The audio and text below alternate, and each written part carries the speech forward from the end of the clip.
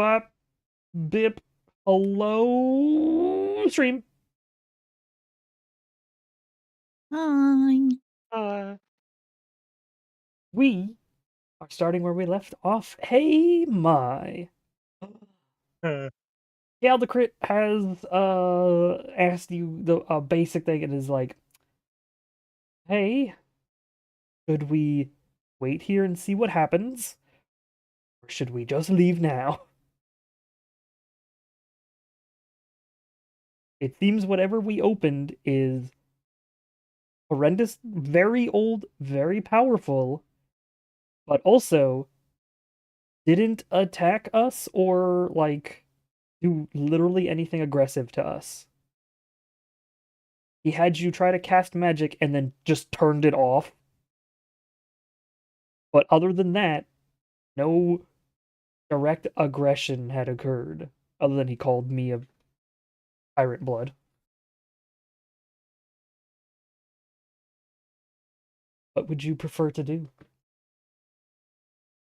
I suppose we'll just sit here and wait a little bit.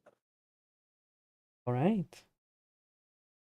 You're able to wait for a short while. You were pretty close to the town, and he was obviously heading up to the town, possibly to interact with people or whatever. Um, After a few minutes of waiting and not doing any scouting or anything, just being like, we're just gonna stay here and hope nothing happens. uh, would you have tried to move positions?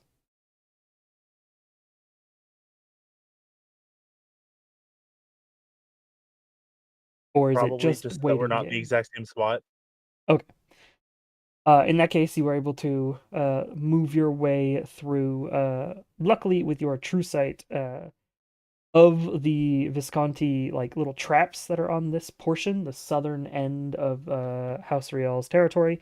Um, you're able to pretty easily detect like the little magical circles that are around that would otherwise be invisible. And you have a dragon who has true sight with you, so it is very easy for you to walk through all of this. And every now and then, Caldecrit will just like walk up to one of the circles and turn it off himself, or like burn the ground around it to get it to stop and turn off.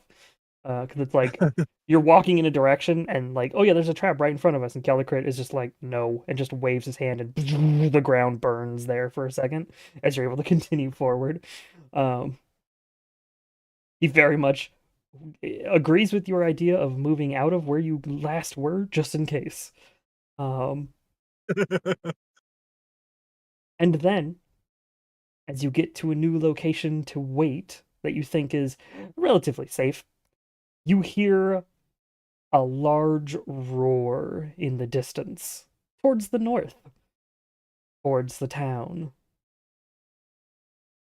And multiple sounds like glass shattering, but like the sound, uh, like the decibels of an explosion, but the sound of a glass breaking, right? So, like, you swear you see the trees like push out a little bit as the sound wave hits. Like an explosion of some kind went off, and it just happens to sound like glass breaking. What would you like to do? Of course, I'm always curious about the sound and what it is and why it happened. Hmm.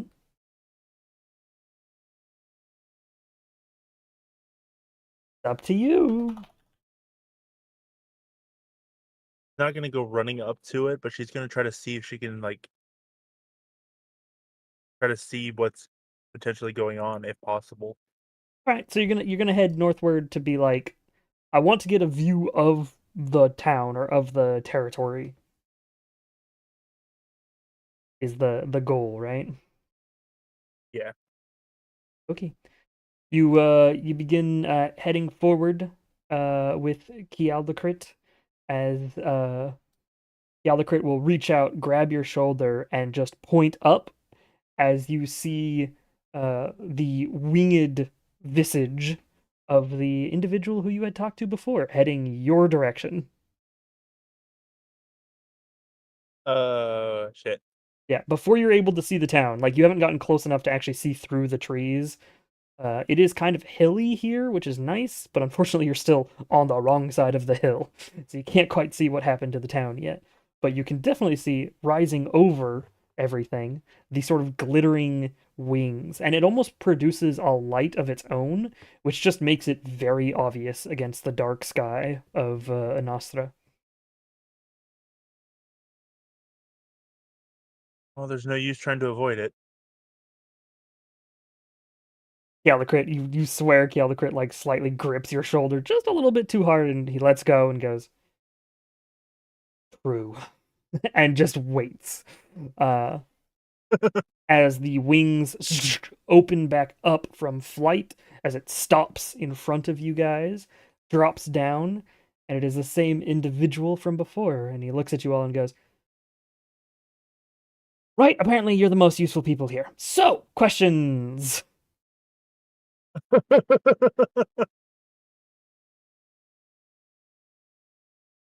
First question. I know where I am. I know of this territory known as the Republic now. Apparently took over from things. I need Technically, I need both of your memories. Be a lot easier that way. Do you mind? And he sort of like just raises his hands at you both.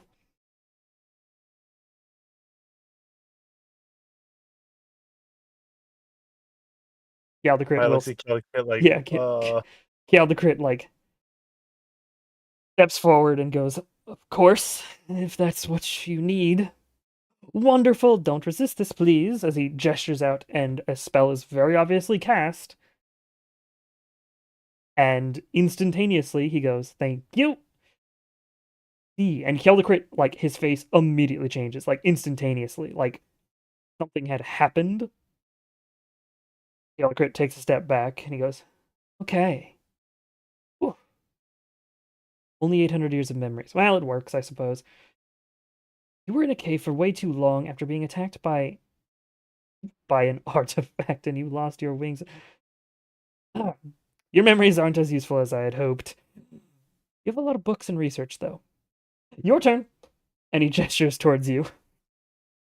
Do you resist? Because he just casts the spell. Considering everything going on, my does not resist. Wonderful. As you feel this spell hit, there is no longer darkness of Anostra around you. There's no longer the forest. There's no longer trees. There's now a sort of central table. And surrounding you, much like the mirror dimension from Doctor Strange, there is just thousands of different panes of shattered and multicolored glass drifting around you both, as you are able to see. He's sitting there in front of you. And he goes, "Oh, okay, right, sit.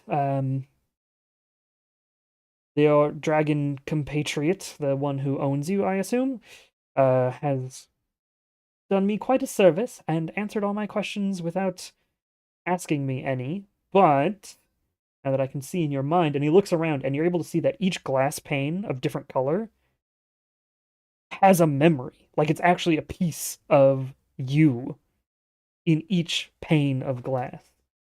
He looks around and goes, "I'm going to guess you want to ask some questions." And he puts his finger on the table as your book appears on the table in front of him. So, I'm going to start reading through your book. Feel free to ask me questions. If you have no questions, wonderful. We're going to be here for a couple of minutes. As he just begins switching through the pages of the book. Everything you have learned up to this point and or added to the book, he's just reading through it casually. Do you have any questions? Do you do anything? He did Well, tell he he would tell you gestured to for it, sit. so she will go ahead and sit down. So, who are you?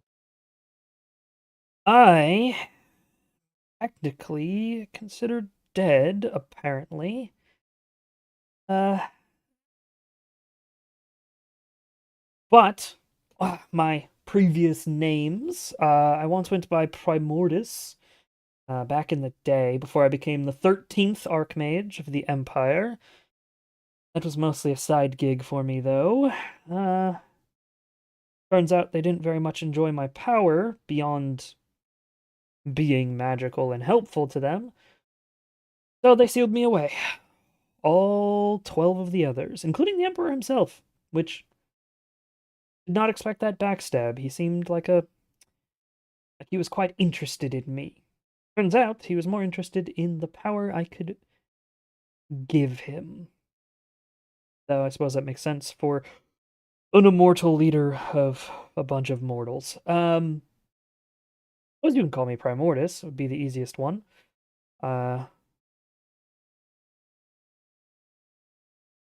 Yeah, that would be who I am. And he sort of looks up at you for a second, like waiting for the next question.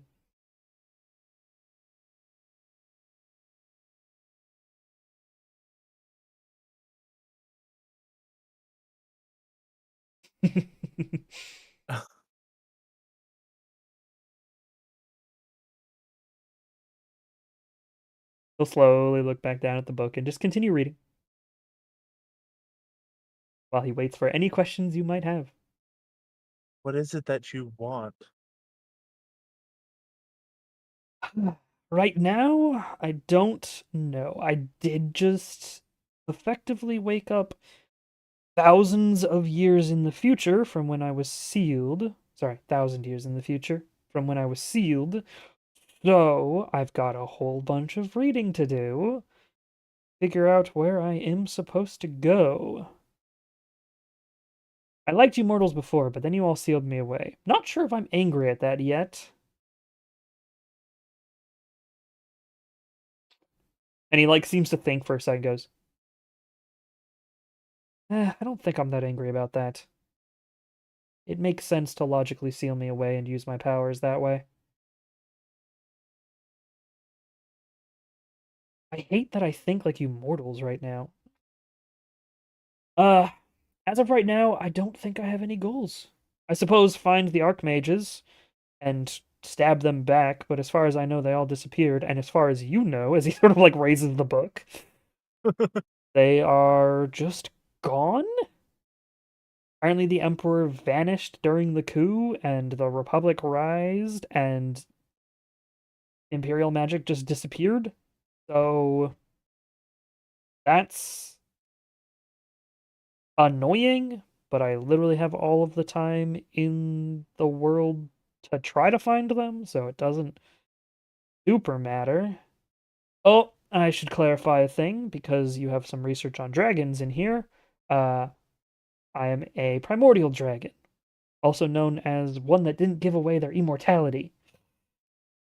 Back before the Dragon Wars, when the immortals gave up, when the first immortal dragons gave up their immortality to gain that divine thread and mortality and having children and all that bullshit, I'm one of the few that did not. I was sealed away, there were still 3 of us. Don't know how many there are now. He pauses and looks at you and goes, once we get out of this memory prison, I wish to borrow that orb you have.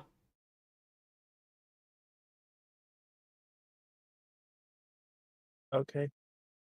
Wonderful. Feel free to ask more questions.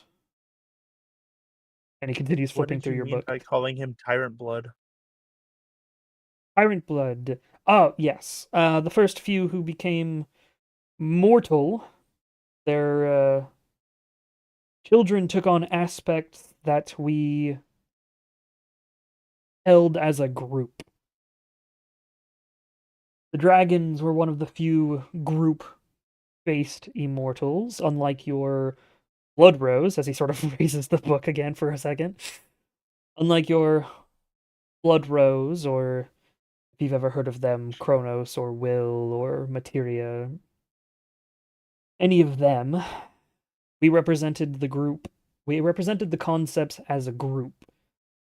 On gaining mortality, some dragons took individual aspects. The red dragons, as you call them, took the aspect of tyrant.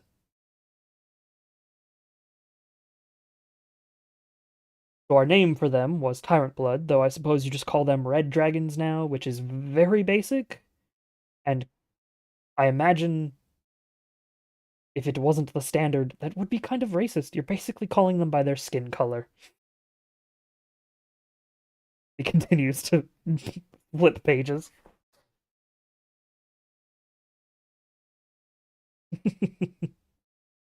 Yeah. Red dragon? Why? Because they skin red? They got the red scales. Hmm. I think I figured out just about what I need to. Your research is quite good for what is missed. Also, and he raises the book, this power is very useful. So, in exchange for the information I have given you and you have given me, I'm going to borrow that orb, and he reaches down and he pulls out this little pocketbook and he puts it on the table and pushes it over to you and says, feel free to take it. I'm sure it'll be helpful. I will slowly, but does grab the pocketbook. Yeah, as soon as you grab it, just like your power demands, you see the book on the table that is yours slide over, and the handbook that you grab, the sort of pocketbook that you grab, words begin to spill from it into your book as you see information on everything based on the Imperium. This is the personal handbook of the 13th Archmage of the Immortal Empire. Everything up to when he was sealed, it's like a personal diary that is just being absorbed into your book for free. And as you see this rushing, you seem to wake up. You're in front of him, he's in front of you again. No time seems to have passed. Just are exactly where you were when he used the spell. Yeah.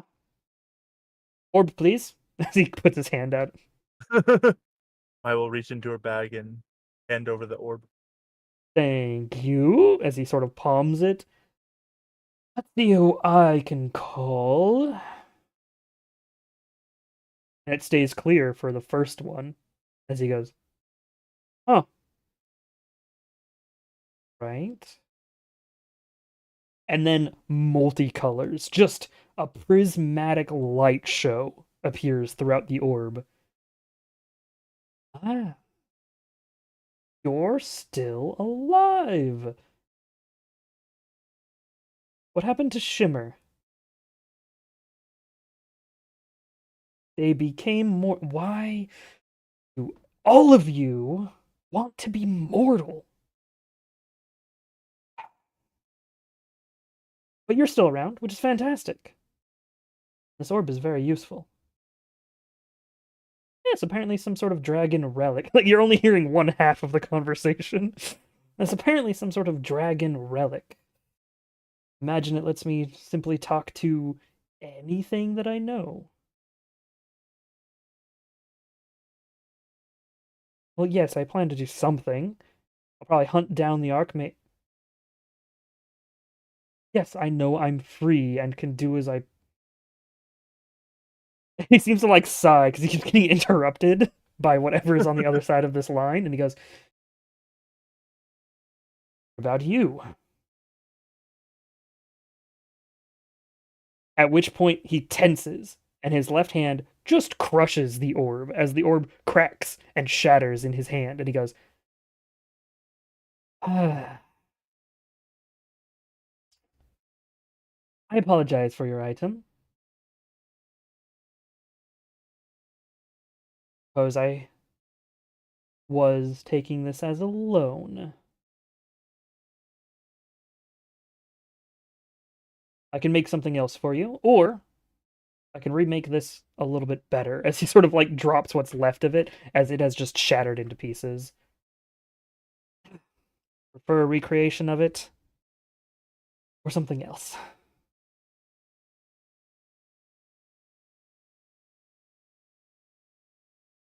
As an apology for breaking your orb.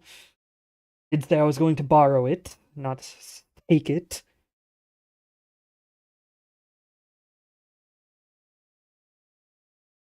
Well, I would appreciate to still be able to use the orb as it was, at least. Understandable. Oh, let's make you something a little better then. And he sort of like picks up pieces of it and he makes a gesture, and you see the magical outline of the orb with all just draconic runes all over, just floating like a 3D version of the orb as he. Oh, I can probably do that. And he gestures out as magic begins to form around it, and it takes less of a spherical form and more of a like I would say like a 20-sided dice, but like more sides than that, as different colored stained glass pieces begin to put together around what used to be this orb's structure, this orb's magical features, and it begins to glow and light as each of the colors of the stained glass turn to a clear and you're able to see through it completely. And he goes, that should be plenty. Should do exactly what it did before, but also if you happen to know the name, you can also contact any dragon you know the name of. Congratulations, it's been upgraded. Thank you. Of course, I asked to borrow it. I got the phone call I wanted. Well, he wouldn't say that. Phones don't exist. I got I got the scry call that I wanted. And I've learned that I am alone, kind of. Hmm.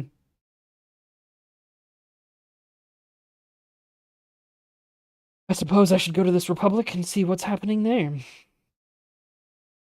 Hopefully none of them are as rude as the individuals to the north were. I appreciate the information. Truly. Having been sealed for 1,000+ years, it's nice to know some people still respect a proper dragon. You know, maybe those in the north would have respected it more if I showed up in my real form and not this one. Oh well, too late now. As his wings sort of open up and he goes, if you need to contact me for any reason, feel free to use the orb I gave you. Don't know why you would need to contact me, and try not to. It lights up and he takes flight. As Primordus, the primordial dragon, goes to the Republic, apparently, as he heads northwest. Back to what used to be the capital of the Immortal Empire to do who knows what. Yeah, both you and Kialdecrit give like a okay. Well, that just happened. Oh, I did learn what the tyrant blood is, though. Uh, I noticed your book has new information for us to read. I will begin parsing the information to make things easier on you while you help your friends. Good luck on your scouting mission. Do you still need me, or are you able to finish up here? You want me to just take you back? I I should probably figure out what he did to the town. Very well. I will stay with you till after you figure that out. If you decide to go back, or you want to walk back, either is fine by me, but I am excited to see what the new research will bring, and I am fearful for whatever is about to happen in the Republic. Hopefully nothing too majorly severe. They seemed like a reasonable person, which, if you've lived as long as dragons do, is concerning. Like, if you were to call me reasonable, I'd be quite mad at you. Okay. Well, lead the way, oh scout.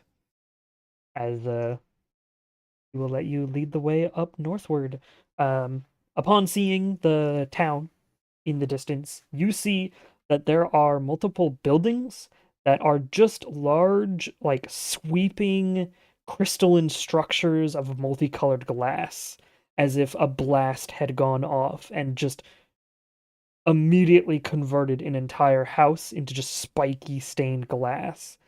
And you see a few of these bursts, as well as at the front gate, you see that there are where guards probably were posted. There are now these statues of really realistic looking people made of multicolored glass. It's real weird. Uh, However, you do see individuals wearing the white uniforms of the Church of Alistri trying to take care of things. So there are still members of that church who are perfectly fine, who are moving around. Some of them have begun trying to move those statues. It seems like they're in figure out what the fuck just happened mode right now as they're trying to piece everything together. And there is definitely still members there, as well as you can see sort of towards the sort of center slash corner of this town, the castle that is there, the sort of fortress that is there, is untouched. You can see the large stained glass window of House Real's icon, which is not on the top of my head.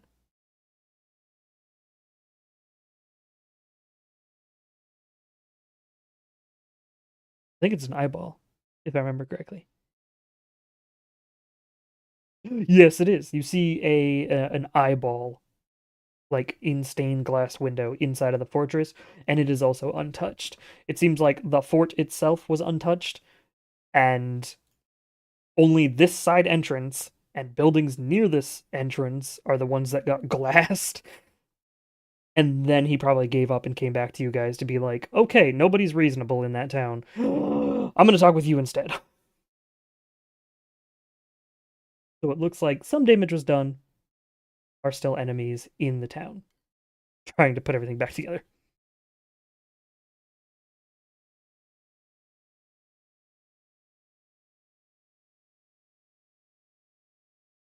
What would you Can I like to see if do? I can do investigation of uh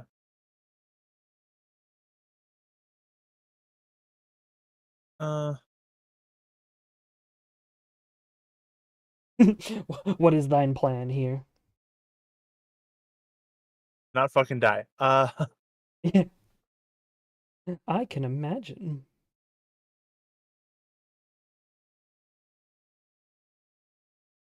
What is the goal of this investigation slash scouting?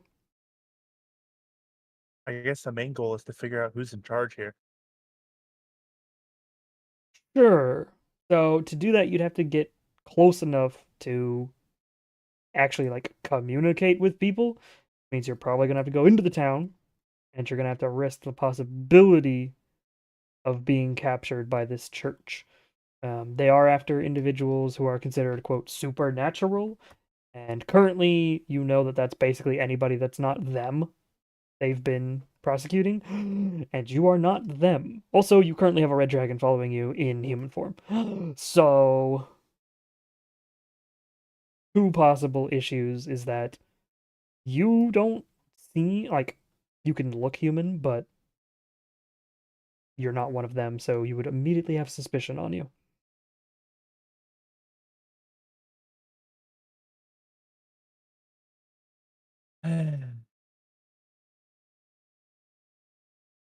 It seems like someone's in charge, though, because from what you can see outside, there are people moving about and, like, taking care of things. You can see that there are at least two ranks of individuals.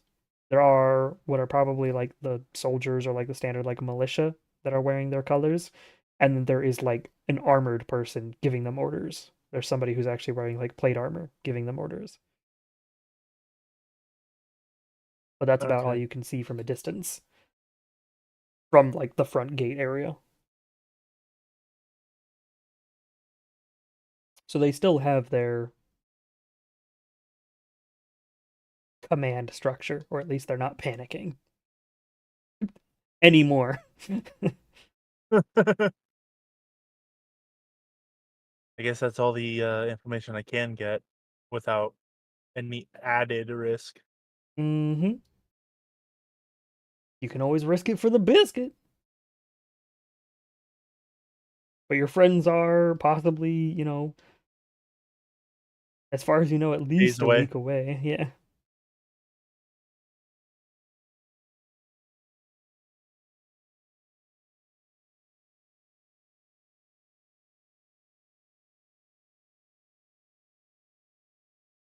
So is that it? Do you wish to return home? Do you wish for Caldecrit's Yeah. assistance in returning home?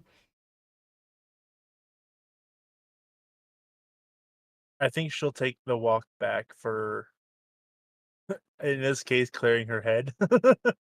Alrighty. It will take you a few days of travel and camping and whatnot, but even with that, and even with my not knowing how long her friends are going to be gone, you will get back to your house before they finish where they're at. So, perfectly fine. Dang it, Rigel. As we will roll back to the other team. Hey guys, sorry about the delay, but what you guys doing? You guys are at the Spire. Are you guys just gonna wait for Rigel's armor to be made? You want to do some more shopping? You want to look around town?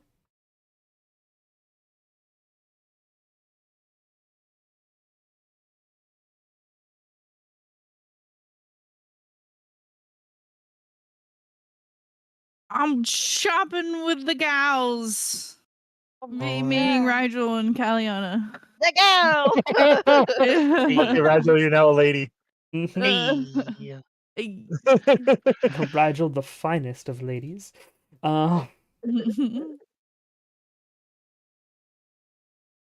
there anything you all would like to look for and or do while you're in the Spire? Remembering that there is like a bunch of kobolds and it is kind of like a dragon town, as it were. There is a copper dragon that lives at the top of the spire who does invite people up and will let people meet them. They are open to meeting with friends and allies and random people. That's how most of you guys first met with the copper dragon that was up top. And you did assist them previously with the Utiog issue. You helped kill at And the least blue one of dragon. them. Yeah, and the blue dragon issue. Of course, Queen was able to send out a shard of hers, and he's not super keen on that and would prefer if she had stayed completely asleep. But hey, what are you gonna do? What you gonna do? But it's up to you guys. Is there anything else you would like to do? Or are you just waiting on resources? Because we can totally time skip if that's what y'all would like to do. You can also roleplay. Miscellaneous days, obviously. He's got 8 days of waiting for Rigel's stuff. You want to explore the town and whatnot.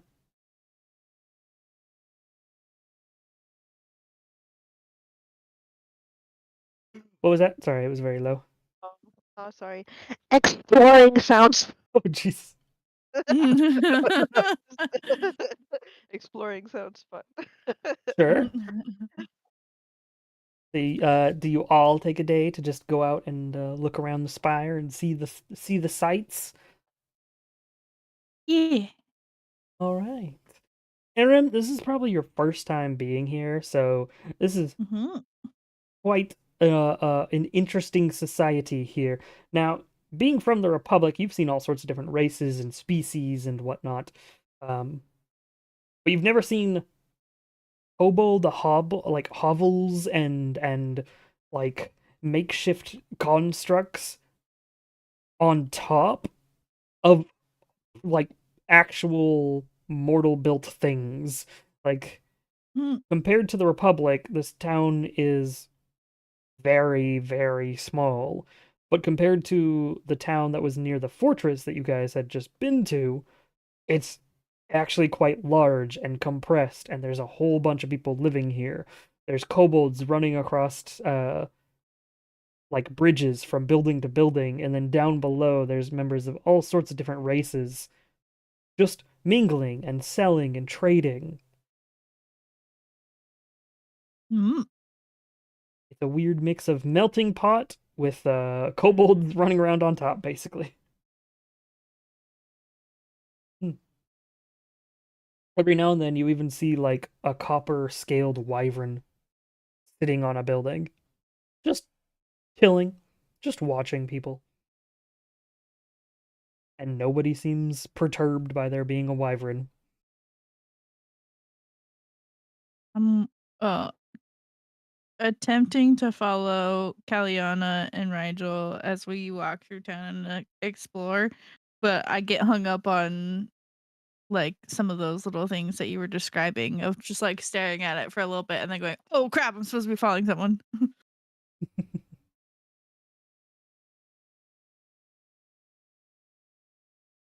You are all also able to see that there is a lack of, or a very low amount of a different type of kobold, one that has semi-transparent green scales, emerald alike.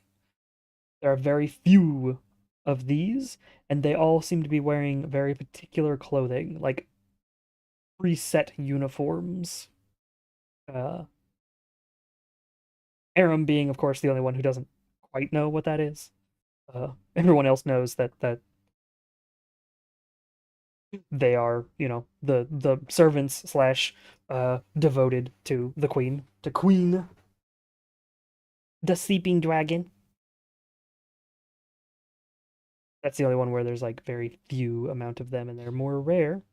But you do see a couple of them along your trip around. You're able to find all sorts of stores and like stalls by the edge. There's street food that you guys can get um, of all different types.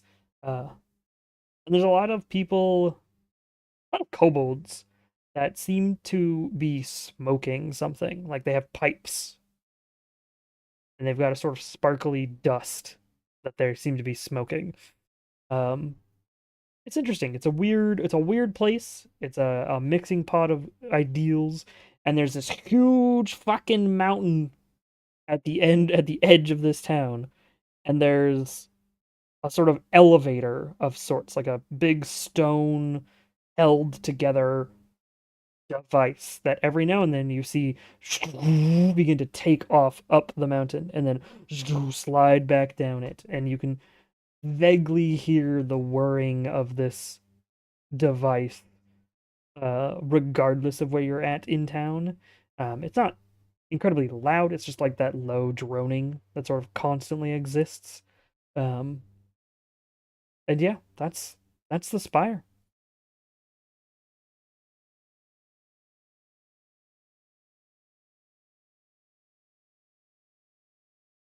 Is there anything you guys would like to get into? Anything you guys would like to try to do?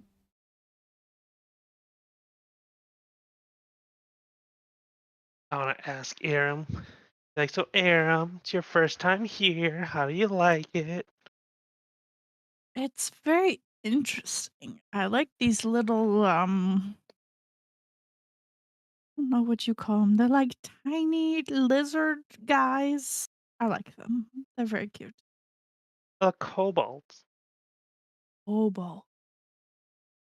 Like them. You're nice guys. Mhm.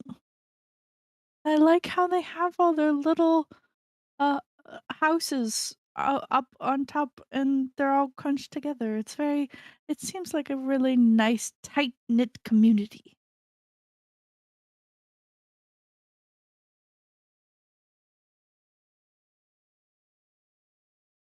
And then I think I remember you saying that there was a copper dragon and an emerald dragon here. Yeah. Emerald Dragon, don't want to mess with them. They're sleeping. They always sleep, hopefully. Don't mess Mhm. with that. But the Copper Dragon is very nice. Talked to him before and helped them out. Oh, they live up Mm. there, hanging out. I don't actually know what else they. Mm. Interesting, interesting. I don't think dragons typically like to stay in the same vicinity as other dragons. So this is quite interesting. Yeah, we could probably go meet him if you want. Mm. Maybe. I don't know. We could find out. Okay.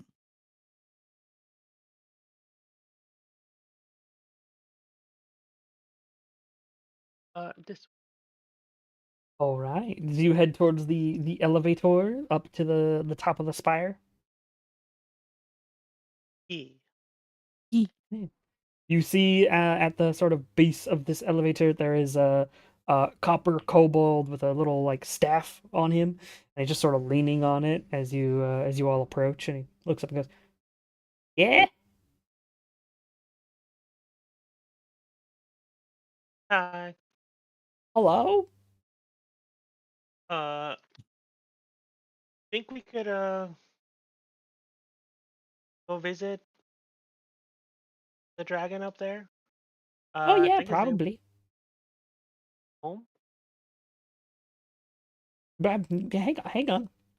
He sort of shuffles over to a book and he just opens it up and flips through a couple of pages and goes, let's see here. Friends. What's your name? Rigel. Rigel. Do. Oh, yeah, here you are.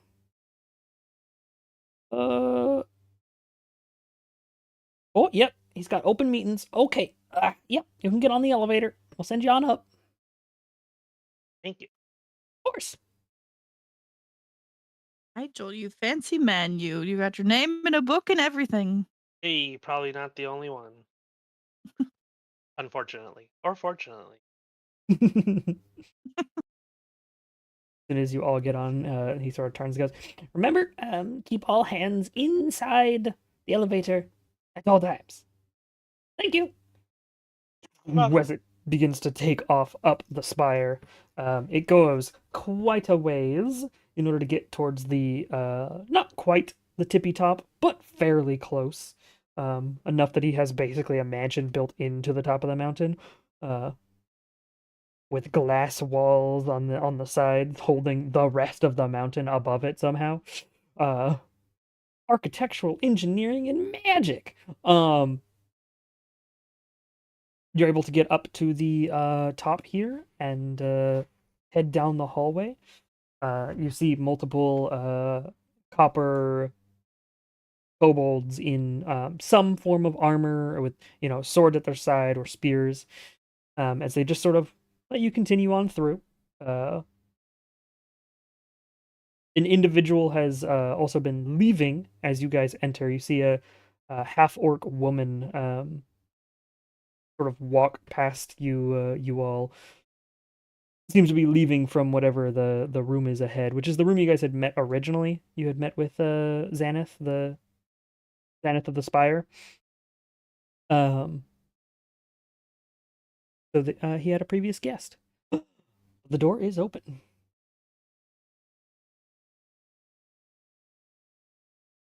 You just head on in. Walk up to the door like, knock knock, hello. As you look into the room, you see the table is long and set, and there are multiple people in here, having conversations and hanging out and drinking and eating food. And as you had knocked, an individual sort of zook, steps up next to the door. Hang on 1 second so I don't mess this up. There we go. You see the tan-faced gentleman wearing a copper-colored suit, sort of a copper scale-like suit, dark, short-cut hair, and he has brown, very like shiny eyes. You recognize this as the human form of Xanath of the Spire, as he sort of, oh, hello. It has been a while. Please come in, come in. I'm having an open house of sorts. Food, drink, everything's on me. Don't mind if we do. This is Aram. I see. Hello. You weren't a part of the original group who helped me before, but oh, all you are. Muscles. I wasn't told you'd be thank you. bringing And I do the in pose. I wasn't told you'd be bringing in such a beautiful centerpiece for the party. Of course, I wasn't told you were coming Oh, for the you're party either. Sorry to crash your party. Ah, it's perfectly fine. That's why I have the book down below, just in case any friends show up. Please, enjoy yourselves. Are you here for any reason beyond just partying and meeting up with friends? Getting some armor worked on, so we got a couple days to chill here. Wonderful. Well, feel free to come on over then. If you want rooms, I happen to have some ready. Ooh, yes, that'd be great. I don't think we've gotten. Well, yes. Magnificent. You'll get to stay in my homestead. Of course, that means if you want to go down to the town to explore some more, you will have to take the elevator. Apologize for that. The only way up and down from the top of the mountain. But Fine. the rooms are nice. And the food and drink is free. As he turns and sort of gestures towards the table, as a couple of people at the table sort of raise their glasses and go, hurrah! And they take sips of their drinks. And of course, if you have any questions for me or anything you wish to talk about, gossip perhaps, I am always available.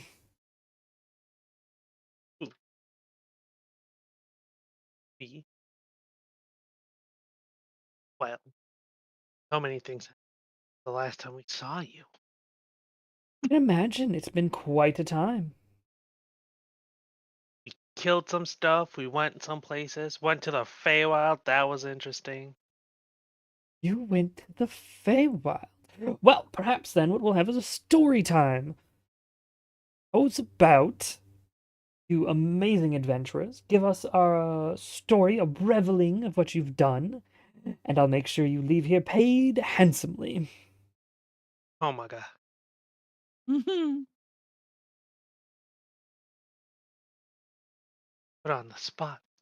My god. Of course, you don't have to, but there is a stage here, and it does have a microphone.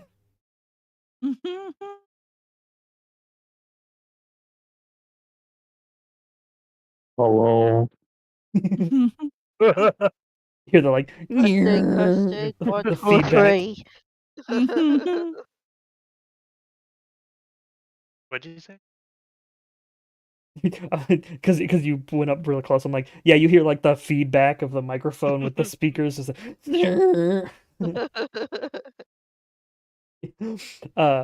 Hey. yeah. How much would you like to share? Are you sharing your adventures wholesale? Are you trying to embellish on all of them a little bit? Are you like making Heck it yeah. a proper story? Okay, then Pirates, dragons, killing big sentry fortresses, the Feywild. because a lot of what you are saying is real, and you're just, putting some embellishment and trying to do good storytelling, I would like a performance check at advantage, please.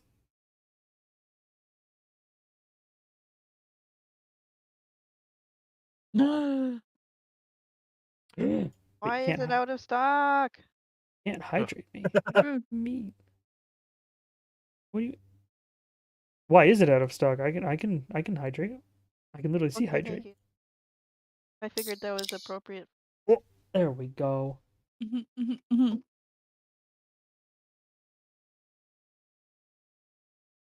Oh, what the heck, potato? What I did for you. Oh, well, thank you. Let us hydrate indeed. Hydrate, 15. Wow, you have a +8 performance. Good lord. Okay, Thank a 15. So you regale the entire room, and like as you get to certain parts, you hear a little bit of a cheer from the rest of the party, as many of them actually seem to be paying pretty close attention. Some are still in like the hey, it's background noise, it's fine, but they're treating you like a YouTube video on third screen. But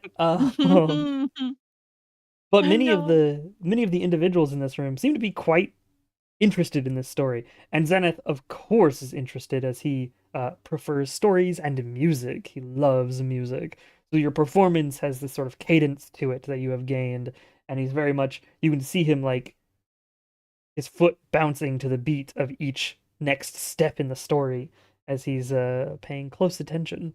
Um, Everybody seems entertained by your regaling of the story, and it takes a while to the point that like musicians have shown up and then have sat down to sort of eat and drink while they wait for you to finish because like it is a lot to regale them with a story. You're basically trying to give like an odyssey, right? Like you're saying an entire story of like so this happened, then we rushed this. Oh, and we met this and we defeated it. So like Well, I do have thaumaturgy. It's unknown for some reason, but oh it is, that's weird. That is weird. I want to use it, especially when I'm talking about cannons. Make big cannon noises. Hell yeah. You embellish as much Blasting as from the possible. ships.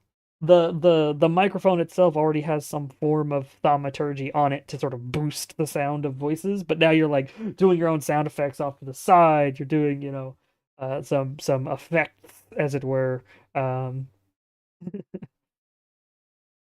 Somebody like prestidigitates some sparkles and stuff when you do certain things. The ground shakes as a cannon's fired. Oh, Aram's gonna give live background with her violin. Okay, then I'm gonna need a performance check from you, Aram.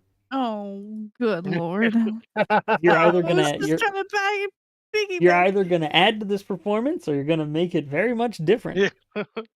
Check performance. Yes. Perf.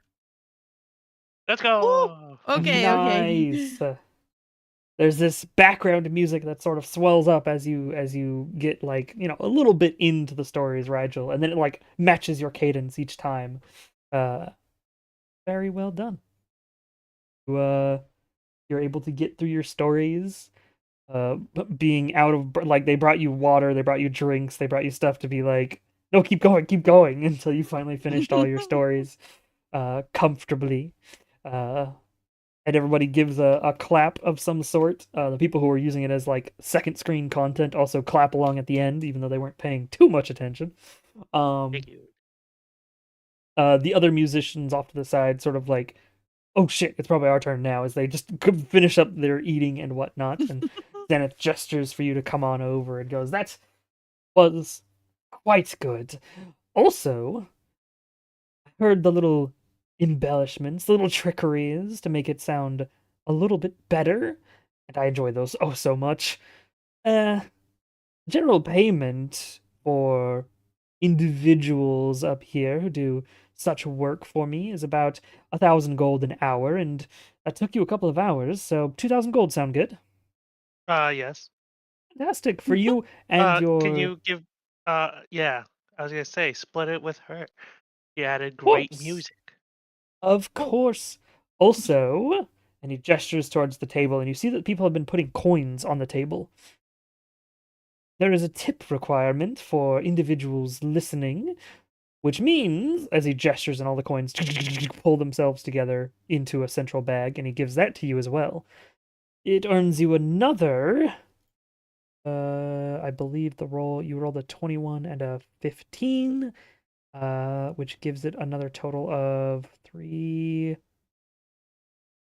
which is another 360 gold. Ooh. That brings the total to 2,360 gold for your party. Divided by 2, which is the thing that can be done, and I am bad at math. 2, 3, 60 divided 2 equals. That is 1,180 gold for you, and 1,180 gold for you. Thank you. Thank you. As Aram, you have 1,180 gold now, and to Rigel as Oh, well. I have money. You do. You have the modern mortal currency now. Hey. Beyond just What telling was your it? church you want to buy something. 1,180 gold. It is exactly what Rigel added to their pouch.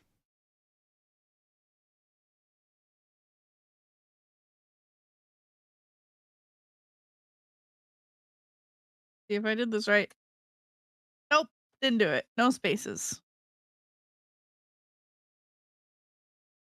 I believe it's coins. Yeah, with an S. What is it? And then the plus can also be, yeah, there you go. Yeah. There you go. As you get a bunch of gold for performing at of not super high stakes, but like as you realize and look around at the people here, you realize, oh wait, these are like adventurers that are like friends with a dragon. So like a lot of them have resources and money and options, or they're people who are paid by a dragon to be entertainment. So yeah, pretty much everyone here has some form of wealth, whether it's direct coins or otherwise. Mm. And you are able to sit down, relax, consume food, drink.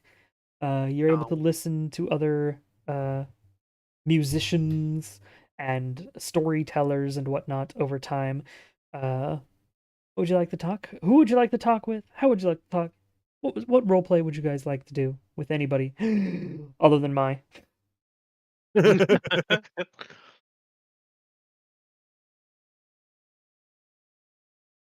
I want to ask Daneth if he's got any stories for us. Sure. How has things been here? I heard not great things are happening in the area. Things have been fine here. Luckily, we're some form of independent compared to the kingdom on the whole. Um, from what I do know, the Archduchy of Tumont has been attacking quite viciously. Luckily, our troops and our allied adventurers, as he sort of gestures outwards, have been taking care of most of the issues. Turns out, if you attack a country ran by and for adventurers, you will have problems fighting them, because they're all going to be quite powerful. We also got quite lucky. The matriarch, the sort of head of the Cerulean Flame, he had arrived fairly recently, from what I have heard.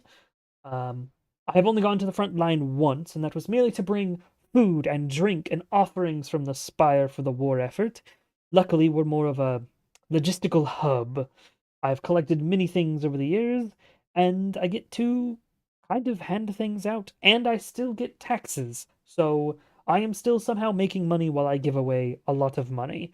Being a dragon in a populated country with people who love you, very nice. Very easy to hoard things.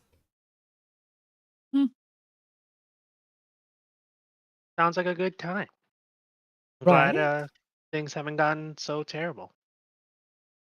It's been alright here. I do know that the front line has had a bunch of conflict, but luckily I've been able to stay out of it.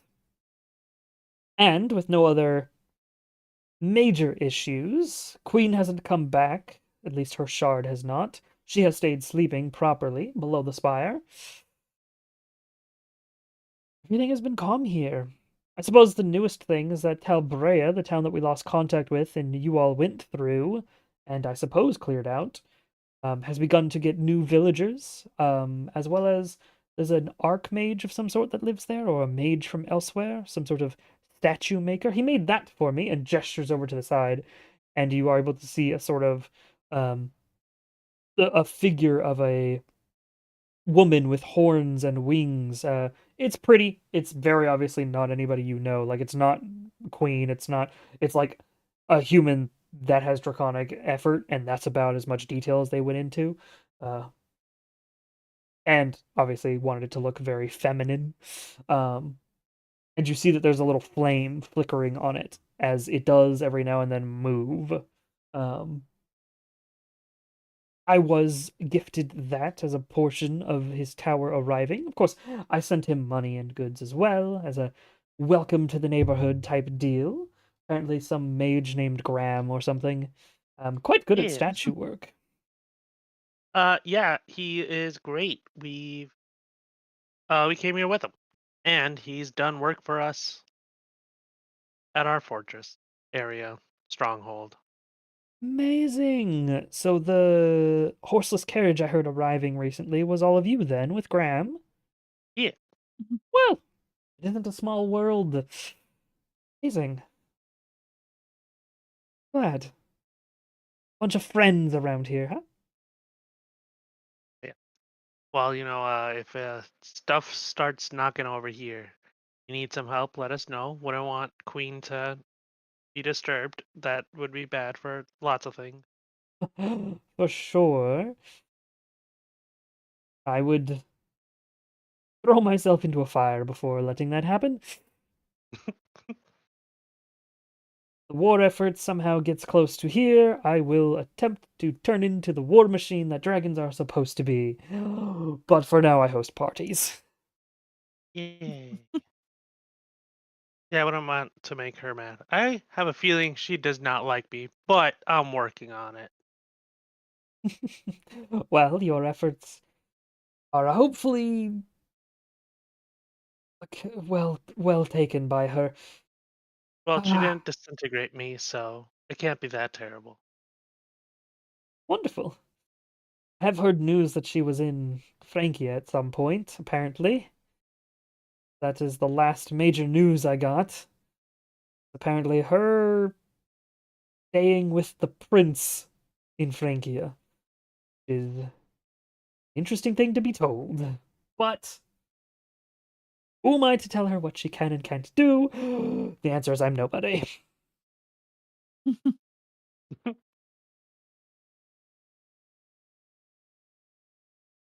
I've heard of many of the things in your adventures before, but from different perspectives. Nice to hear them from the point of view of a person who was actually there and not just some storyteller telling me the history of what's going on.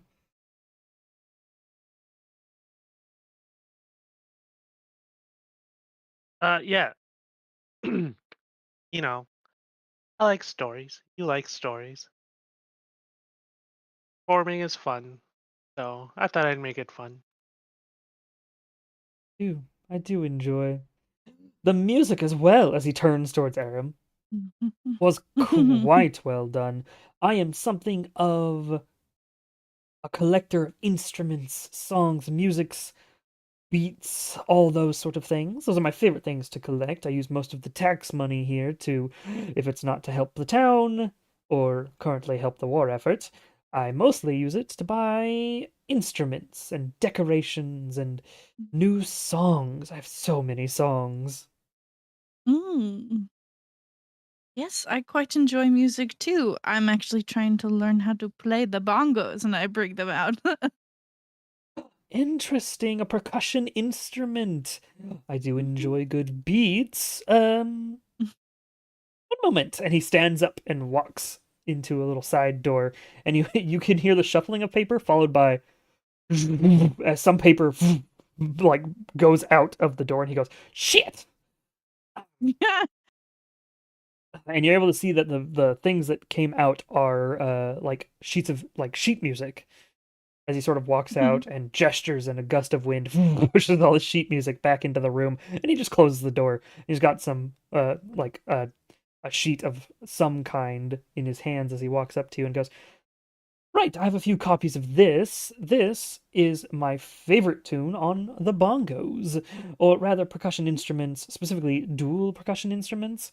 Not sure how it'll sound specifically on the bongos, but if you'd like to try it," as he hands it over to you. Yeah, absolutely. And it is very obviously just like a beat. Like it's definitely supposed to be like a background to something or like an ongoing beat to like the background music. It's not upfront, it's not personal, like it's not some like emotional whatever. It's like, no, you're playing a percussion instrument. Your whole idea here is to just keep a rhythm going, and that's the type of Yeah. music he hands off to you. So you can have this completely for free if you'd like to practice such things. I do rather Yes. enjoy people learning instruments. Absolutely. Ah, and a fulfilling party. But feel free to mingle. I should probably mingle more with other people as well. If you have any questions, feel free to ask. Your rooms will be the ones marked with... Would you all like separate rooms?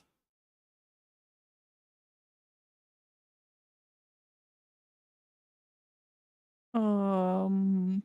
I don't know. Sure. Separate room for the Sure. angel, as he hands a little key to you. Bongo. Separate room for you, Rigel. And of course, Kaliana, if you would like. And he holds out a separate key for you as well. Wonderful. I'm glad friends and allies have been doing well. Likewise. I certainly hope it stays that way. Did you know I converted that dragon cave? The one you got the blue dragon to leave? Ooh. What did you turn it into? We've turned it into a sort of storage region, as well as we learned that there was more to the interior of that cave. Apparently, it reaches underground into the Underdark, so we've begun doing some basic exploration there, as well as storing a few things there. And a few of my wyverns have decided that that is a better cave than the top of the spire. So, a few things have happened with that cave since you all left. We'll see how it turns out, of course. We have yet to interact with any Underdark citizens, I suppose? Underdark denizens? -1. We did find ourselves a cave fisher. It's not fun. But we What? took care of it. A cave fisher? Do you not know these creatures? They are large... Yes, cave fisher, like they fish. They are a large insect-like creature with a bauble on the end of a sort of extending rod. They reach down from the crust down into the Underdark, and if anything's near it, it will wrap, consume, and yank them up. Cave Oh. fisher. Neat. Yes. The best way to fight them is luckily how we did it. They were on the surface right before breaching down into the Underdark, so we were able to dig into their tunnel and root them out. But it does mean that there's definitely more of them, and we definitely saw a bunch of lights flickering in the distance, so we have gone to the be careful method of exploring the Underdark there.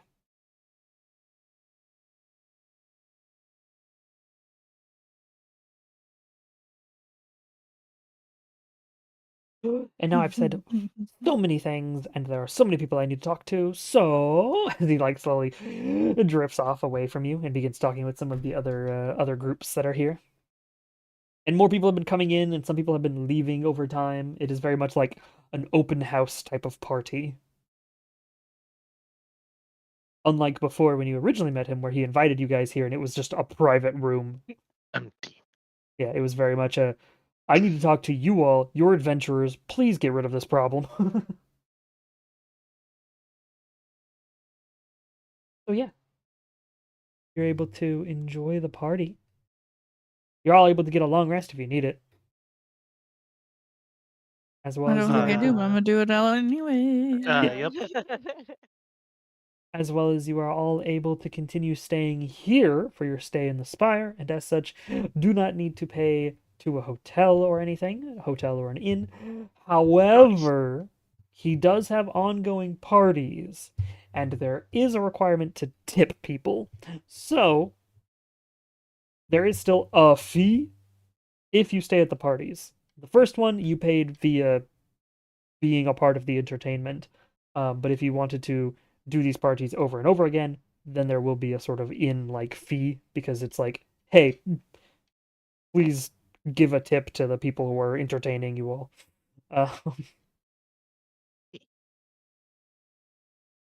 But yeah, you guys find a place to stay and are able to stay here. Is there anything else you guys would like to do at the Spire? Any other conversations you would like to have? Any other shopping you need to have done? Or are we going to continue along the days until completion of Rigel's armor? I got one thing if no one else has any. I'm making I want to try talking to the green orb thing. Sure. Okay. Ooh. So you pull out the green orb. Is this while you're just staying in the spire? Like, are you just being like, okay, I'm in my room, and then you just start talking to Yeah. it, or are you going to talk to it like in front of other people? No, in my room, so I don't look like a total weirdo. Okay, no worries. Um, yeah. So, what do you try to say to it? Just like, hello, are you awake? Who is this? What is this? Can you hear me? Rather than getting words back, you get a feeling. It's just hunger. Hunger for what? What do you consume? It's me, ya boy. You get a flash of different creatures. Like, it shows you like a rabbit and a person and a dragon. But then it also shows you like a carrot, a potato, a tree. Just a whole bunch of images pop up.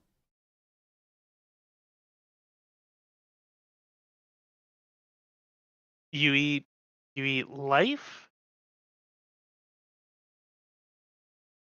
It flickers a little bit. You feel a sort of a yes. Huh.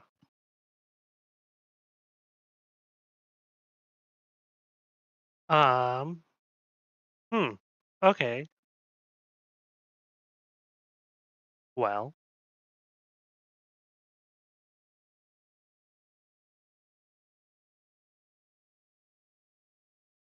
I'm gonna try to find some food for it. Sure. If there's a party going on, I'm gonna see if I can go sneak in something. If there's not, I wanna go Yeah. outside and buy something. Yeah, you're totally able to get food out of the party. Like you're staying at the place, right? So you can like walk out and be like, "Oh, hey, look, party food," and just grab some, and then just go back to your room. Neat snacks. Okay, bye. Yeah, exactly.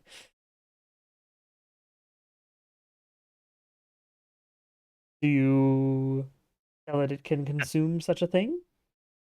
Yes, I'll get like some meat, Mhm. some vegetables, and um, probably that's it. Just some meat and vegetables. Okie dokie. Put out some meat and vegetables. Do you hold on to the orb and point? Do you put the orb next to the meat and vegetables? Mm. Do I you have like a yeet, table. I'll put okay, it, just throw it okay, at it. No. spike it onto the ground with the meat and vegetables? Yeah, yeah. Yeah. I'll put it on a table and like put the stuff in front of it Mhm. and see if it does anything. Yeah, it doesn't seem to Like do anything. push it off to it. Oh, You push it, and as it like touches some of the food, it still doesn't do anything immediately.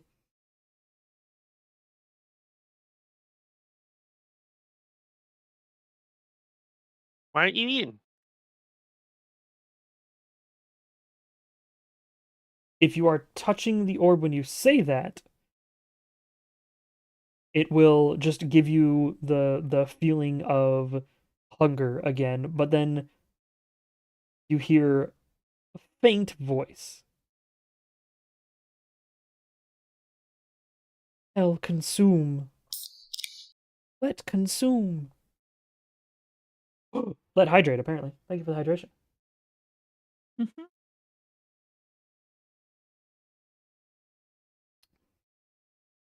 They And let consume? you see an image of the wizard who had it before, the sort of dark robed gentleman. um, grab the orb with his left hand and gesture out, and then it sort of lights up and does something.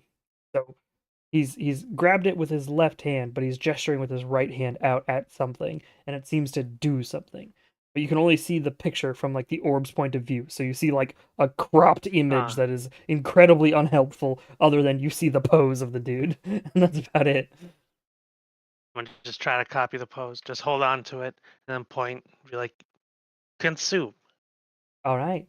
As you sort of put it to your side and you grab it with your left hand and you gesture with your right hand and you say consume, the food on the table or on the ground or wherever you had put it begins to dissolve as if it's been covered with some sort of invisible acid. It just begins to boil and burn and disintegrate as if acid eats through it. Leaves surface completely bare of food. Neat.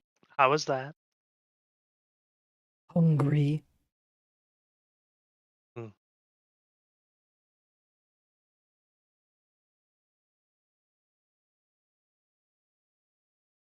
I'm gonna go back to the party. Just grab like a comically large armful of food and just take it back to my room.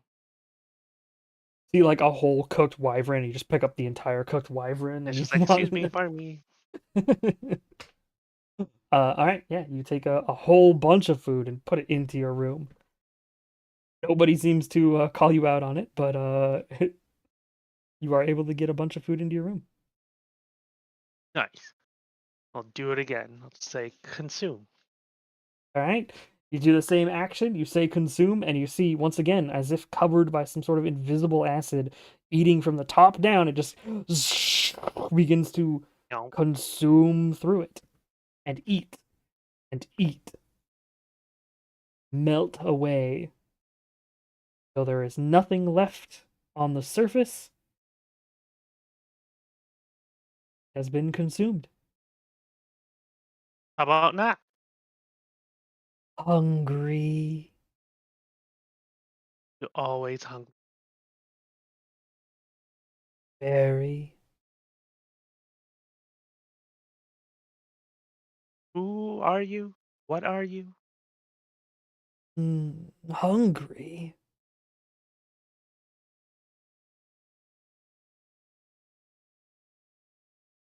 Yep.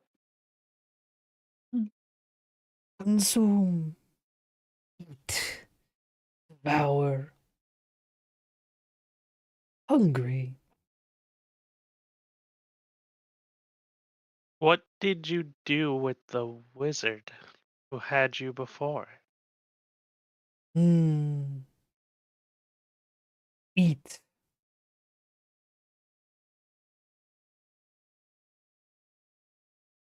Fair. Why did he have you?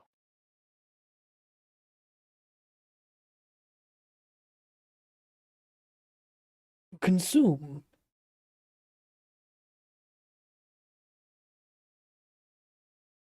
Is fair. Very simplistic answers.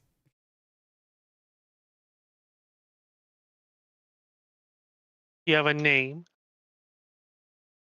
Hmm.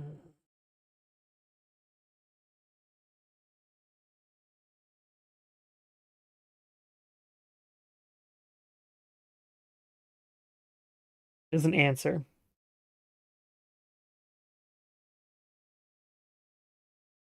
I don't know what I expected. Coral. No.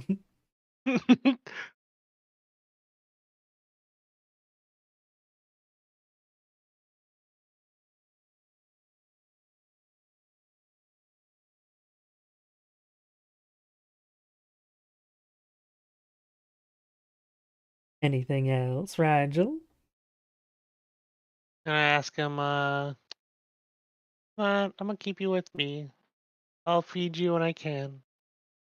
I gotta come up with a name for you. You think of a name that you like, let me know. Otherwise, I'll choose one for you. You're just a little green orb. I'll think of something.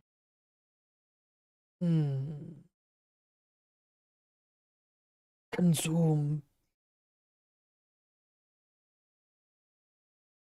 That your name?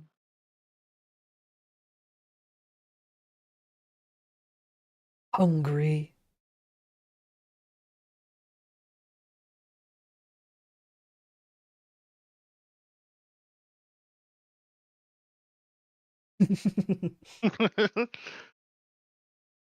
Consume, hungry. On Halo. No,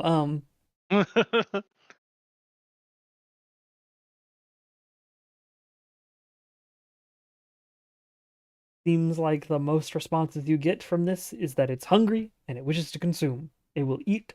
You're a That is what it does. gluttonous little orb, aren't you? Responds. Hungry. Yeah, yeah. Well, I'll feed you when I find stuff. All right. You have obtained a basic understanding that it can consume things. It devours things. It like burns them away with some sort of invisible acid as it eats things, and that's about all you've determined so far. And that whatever its internal uh intelligence is, it seems to be fairly low or at least basic. Very instinctual. I'll have to find Callian in the morning. All right. The morning comes. What you doing? Burst into Cal's room and just be like, Cal, I need you.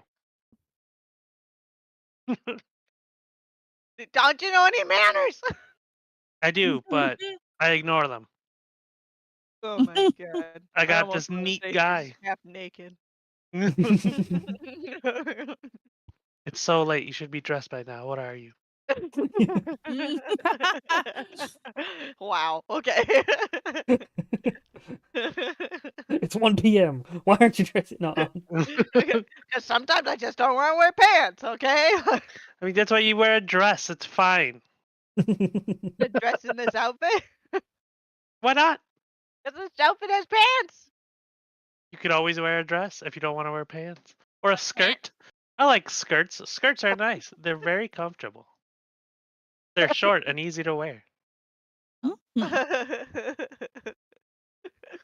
Turns to camera. Ding. Oh, Yeah. this stream brought to you by skirts. By young trader Joey. Yes. Okay, what? What do you want? I got this orb. She's girly putting on her pants. Oh my god. Okay, orb. Okay. Can you, with me, try to do your psychic thing? You know, connect us. Seems to have some intelligence, but it's a very simplistic one. All I know is that it's hungry and it wants to eat stuff. Guarantee it ain't gonna say that when I connect their brains, but I guarantee it's a possibility. okay, I'll do it. All right. You try to connect minds with whatever this entity is in the orb, the sentient power of this orb.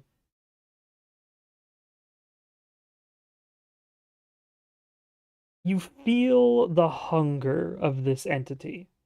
That's the first thing. Cal, you also get this feeling. You're more able to parse through the information and be like, rude. But the same sort of hunger-based feeling. But now you're both able to sort of feel or detect or hear what this creature is saying. You can tell that there's a consciousness here of some kind. There's an entity. It doesn't seem as rudimentary as Rigel had said it would be. Like, it seems not quite on the same level as like a normal mortal, like a human, but it's also not below a beast. It's somewhere like in between. Like an intelligent wolf, but not quite. You know what I mean? Or a really dumb human. No, Me? somewhere between uh a dog and Cortland's mentality. No, I mean, hang on.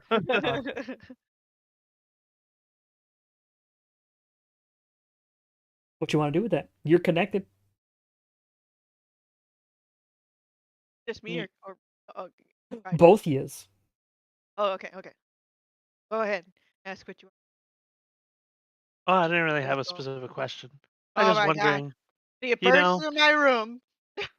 You burst into my room. I'm half naked, properly, and you don't even have a question for it. I just wanted to see what would happen.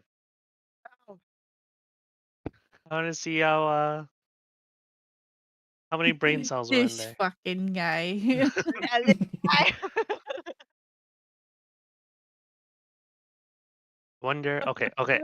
I'll say, um, what up, Orby? You're now Orby. You're what kind of? Who are you to judge? Thank you. Temporary name. Hungry. Food. Not yet. Mm,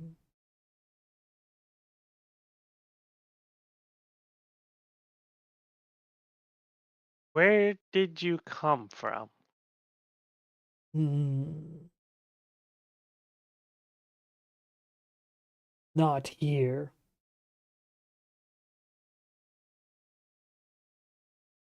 Yes.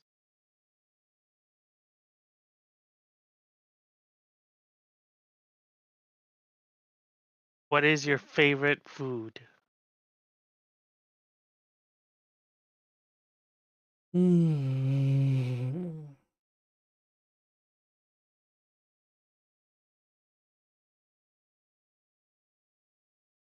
Thinking.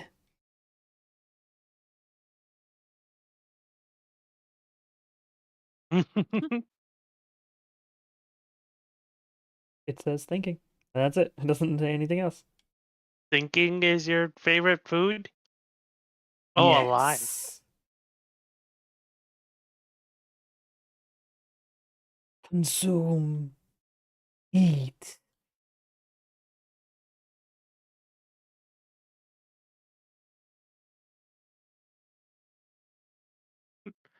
Okay. Well, don't consume us. Not allowed. Mm. But I will get you something soon.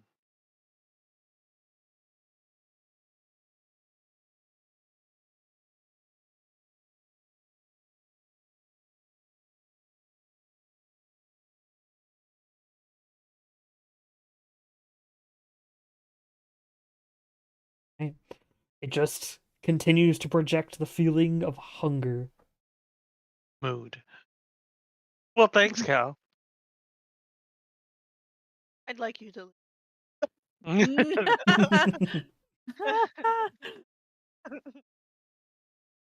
Goodbye, have fun.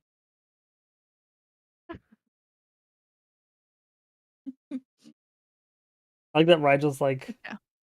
the trained Frankian military man turned into whatever this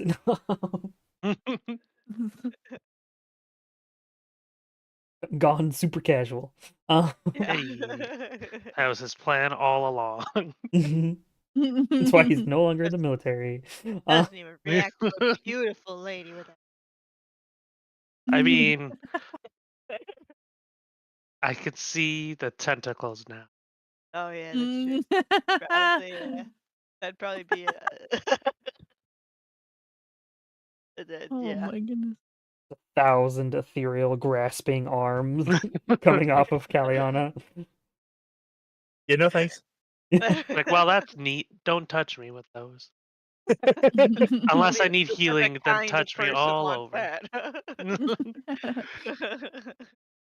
that. Totally not me. Okay, so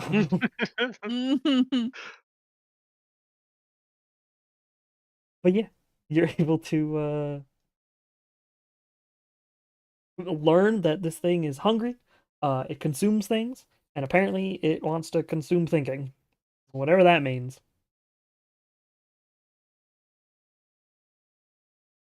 Ah. Anything else you all would Either like to one. do while you're at the spire?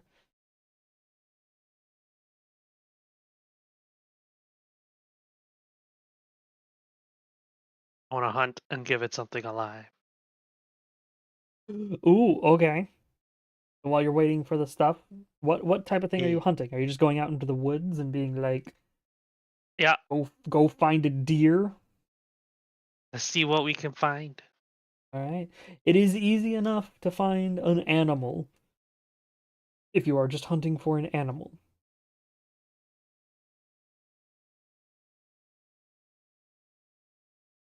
You try to have it consume an animal? Yes. All right.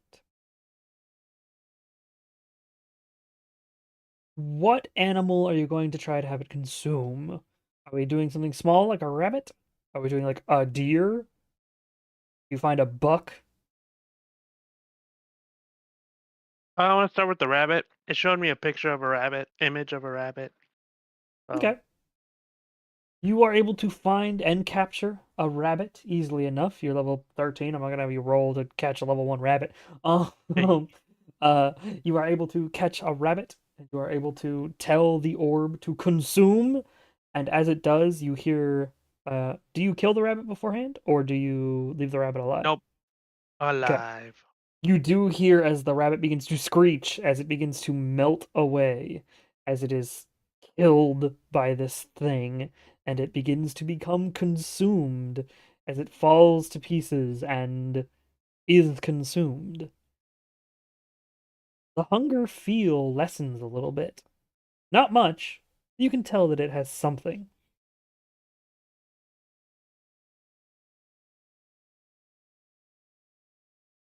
How was that?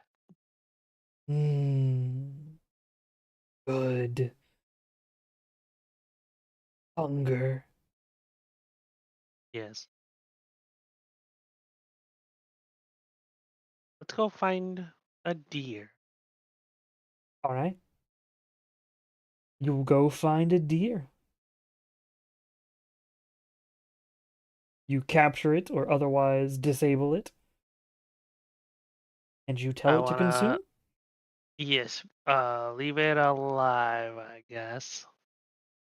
All right, you get to hear the horrible cries of a deer being consumed alive. This is a special kind of evil. Yeah. As it is consumed, it is torn to bits by some invisible acid-like force. And you feel the hunger lessen. More this time. Slightly more. Not incredible much more, but it does get consumed.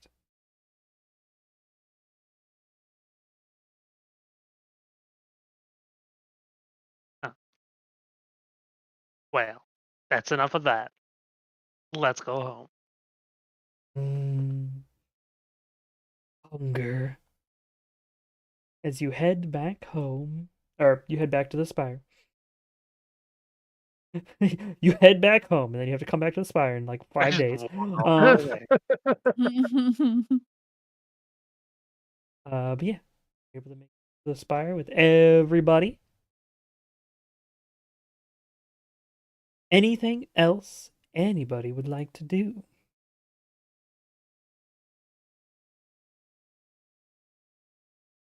Oh god. I'll just Al? glare at right. Okay.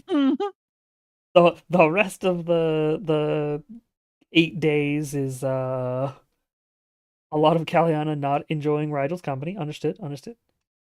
It's fine. It's fine. I'll take her out and buy her some drinks. Sure. Think that's enough. Let's go to the bar. I'll buy you all the food. We can have some drinks together. Gotta be more than that. I don't know what you want. Repentant. What does that? What does that mean? maybe a drinking game, and then I have to at least win one round where you have to take off your pants Okay. in public. Well, if you Hit can the win, bar. if you win, you win. But Yep, I'm not just because- gonna let you win. Oh my god.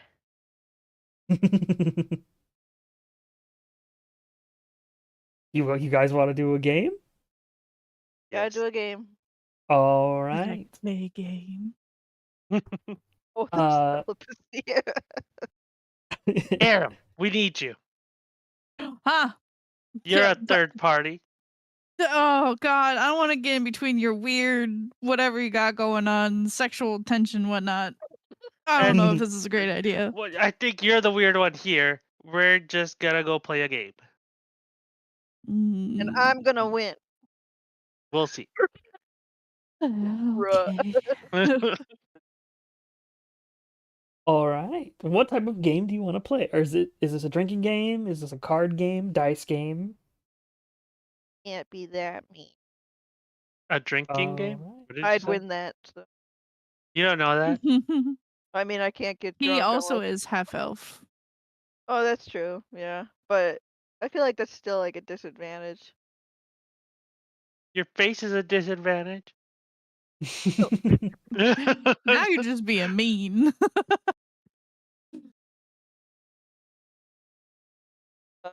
I don't know. It could just be like darts or something. I assume they got some Yeah, red of course. darts and Of course. In that case, this will be a real simple game. We're just gonna do percentile dice to see overall scores. High number wins. Percentile dice is a D100, by the way. So it's gonna be a percentile dice. It's gonna be a D100 to see sort of how things go mechanically speaking. And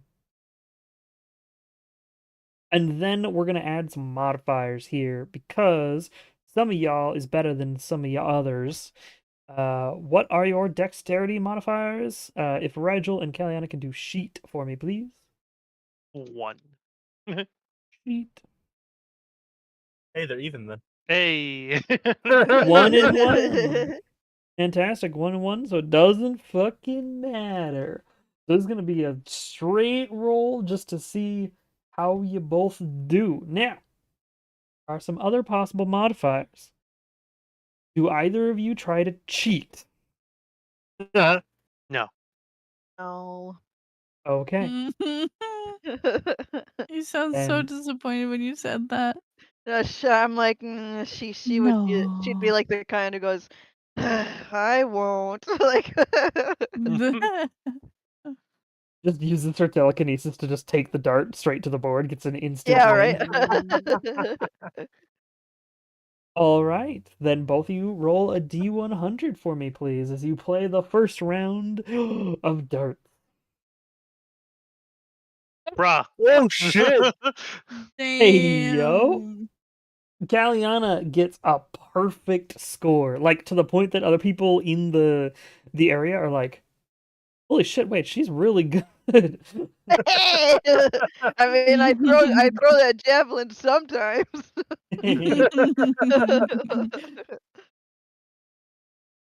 So, what is the reward for you winning the first round?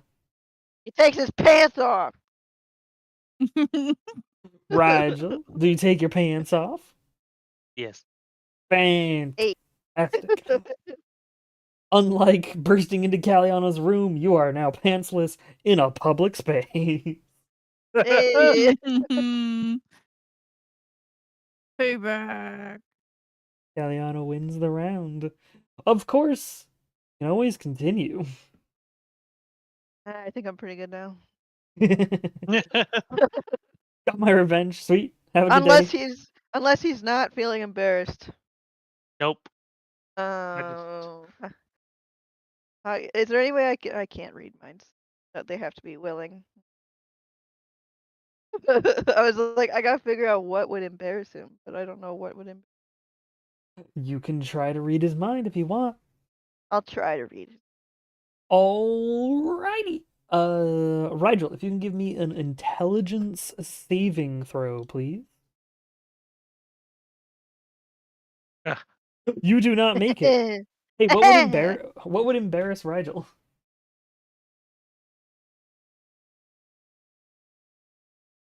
His mom. His mom. Yeah, Yeah. that's pretty fair. But that's Accurate. I don't think I could get his mom over here. Telling but him to I get could married make- already. Oh. Yeah. Are those echoes? Can I make them look human? Or like not like an echo? Can they look like, like?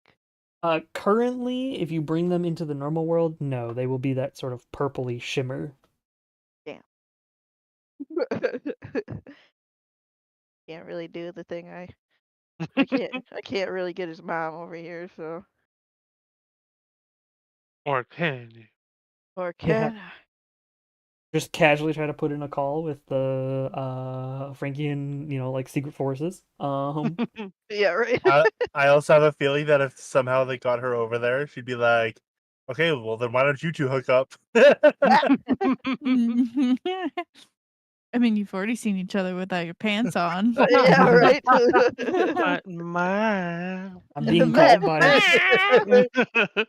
being called by a woman about my son. Okay, let's do it.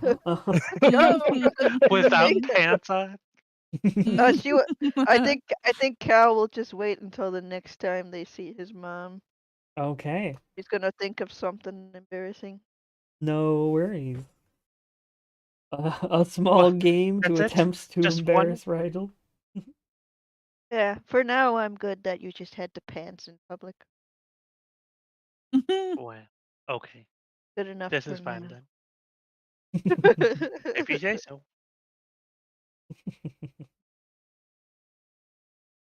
Yeah, I Alright. know for sure I will. I will. I will forget. You gotta write like a bunch of notes on your do you keep notes I for your know, character or that's something? the Just problem is I have so many notes, but then it's like it's so jittery and full of notes that I can't find my notes in my notes. So, Just a Use little notepad. notes tab. yeah. Maybe I could Interesting. just use my notepad instead. Oh yeah, that tab. Yeah. Forgot about that. I'll put it in there, but then I'm gonna forget. But we'll I was try gonna and say, yeah, you remember. gotta remember to look at it. Yeah, I don't ever go into the notes form. Front of his all mommy. right. Oh, I so can't wait. Somebody's gotta remind me though. I'm gonna forget. Do you spend the rest of the days until Rigel gets his armor without doing much else? Guess so.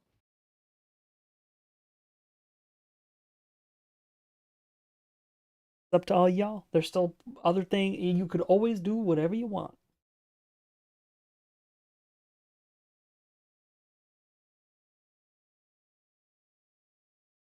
But I'll assume Yeah, that we're just hanging out. empty air means you're just gonna hang out. I want to challenge the next day and every day until it's done. I want to challenge Cal to do just something, a competition of anything. Wow. Because Okay. he's like, hey, that was fun. oh my god. You're gonna get Non destroyed again. non-repercussion challenges, just like let's Yeah, just see who yeah. wins. It's like, hey, yeah. Visible disgust. All right. In that case, you are able to do so, and we can figure out some averages here.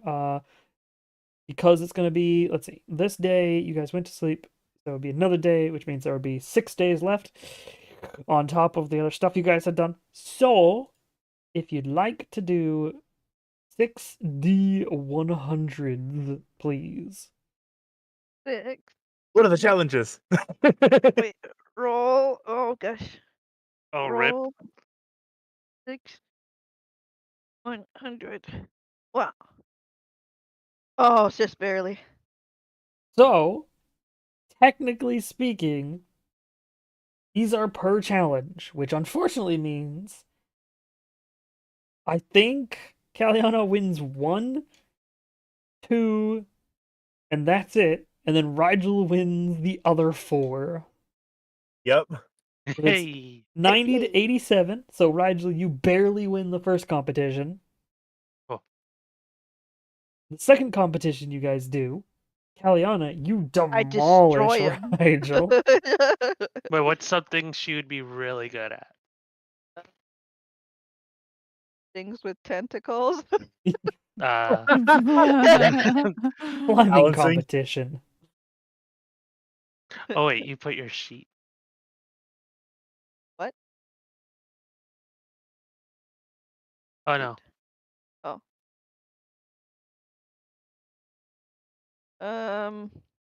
I'd be good with anything. It can be a what do you call them? Like a trivia contest. Yeah. It could be Okay, who can calm yeah. down the horses the faster.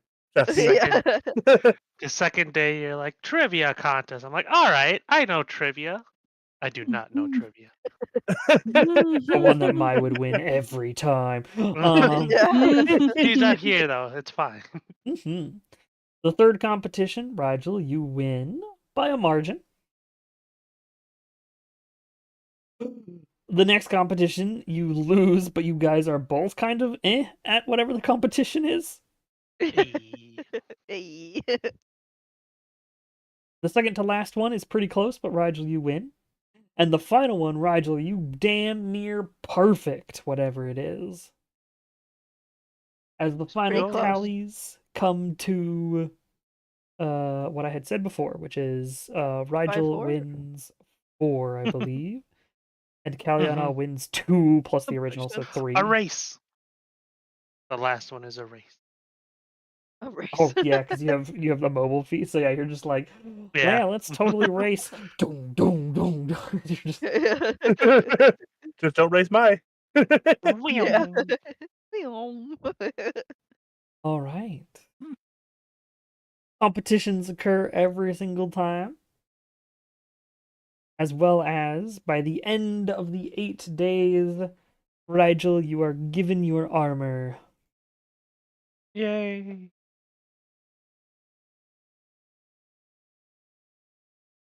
He's finally not naked anymore. I mean, what? We're all able Quick, to someone put this head- on me. I don't want to be naked. I thought you were just fine with being half naked. Defenselessly naked. Oh, I see. That's what I should have done. The worst part is you're still gonna have to take that off every night you want to rest, because there's no way Yep. you're sleeping in full plate armor. I could sleep in it, just not comfortably. Yeah. I can sleep in that, gains exhaustion This is fine. every single time. Like, everything hurts, but I'm safe. Thank you for the hydrate. Yeah, just put like a bunch of pillows inside your armor, and you can't move Yeah. during combat, but you're always protected, and you can go to sleep because it's a bunch of pillows. You're in perfect Okay. comfort. There's Never, absolutely no drawback. never leave your armor. Never take a shower. Never go to the bathroom. It'll be fine. Yeah. But you are Yes. able to get your armor. You're able to learn how to put it on yourself. It is a heavy full plate armor, so it does take a while to put it on anytime you want to put it on. Compared to some other armor, it does have the longest time to put it on. But you're able to move around in it. You feel all right using it. Your extra training you did makes this heavy armor definitely usable. And any practice on Sid proves that Sid can move with it on. He has some trouble flying at first, but then you're like, well, what if I do my fly while you do your fly, and I'm still mounted on it? And then it sort of like mitigates the issue. So you're effectively like both flapping your wings, right?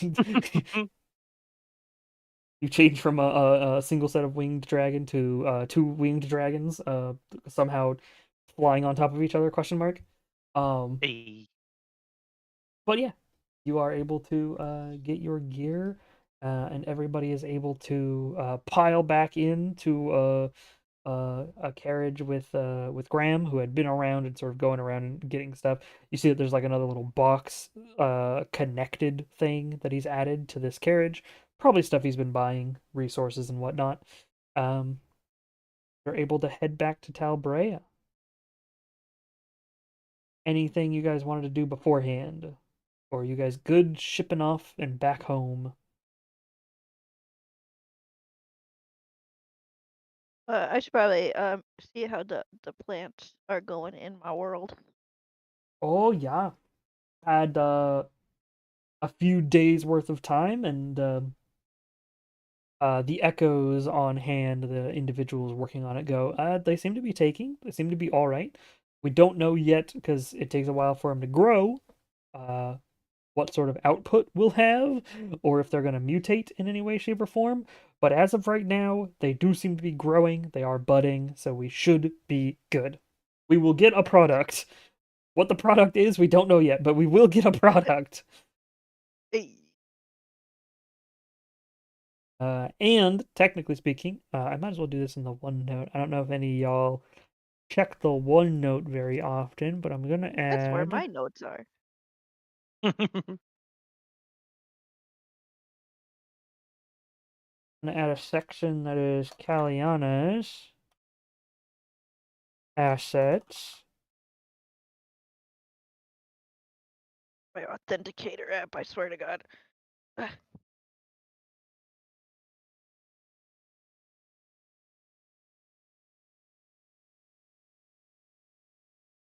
feel like they updated the Authenticator app and now it doesn't work as smoothly as it did before.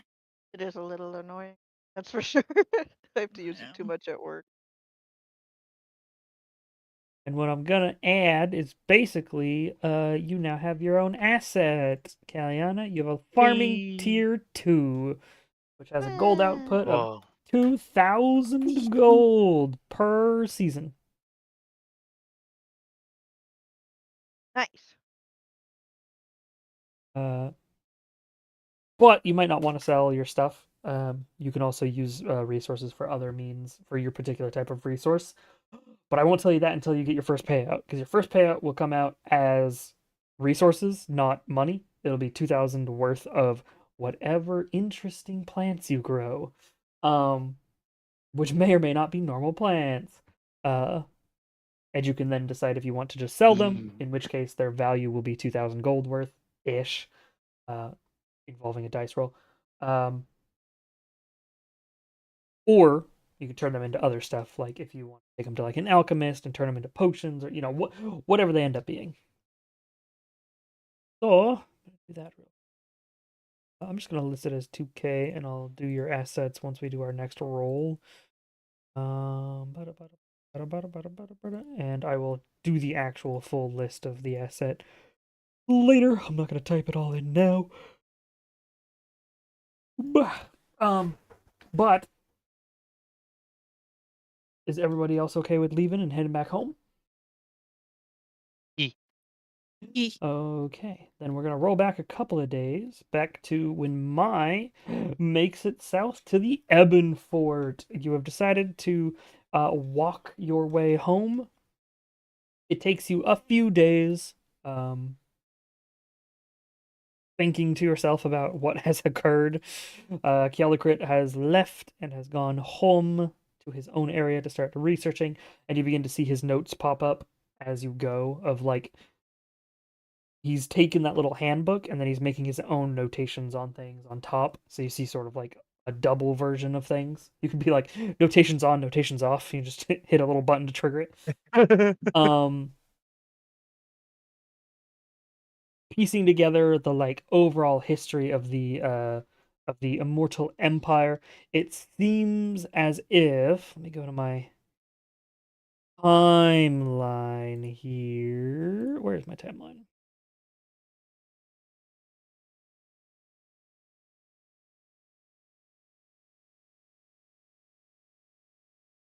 I had a timeline. Not. Oh, here we go. Historical timeline. Immortal Empire. It is 2232. It was before the coup of the Empire by a fair margin. So you can see of the Immortal Empire from about 820 after civilization, so AC, to about 1000-ish AC is in this booklet. The coup that ended the Immortal Empire was like 500 years after that. So this guy was sealed away about 200 years into the Immortal Empire being a thing. Like he was there at the beginning. He sort of joined fairly quickly. It looks like after the Archmages had become a thing, he had joined.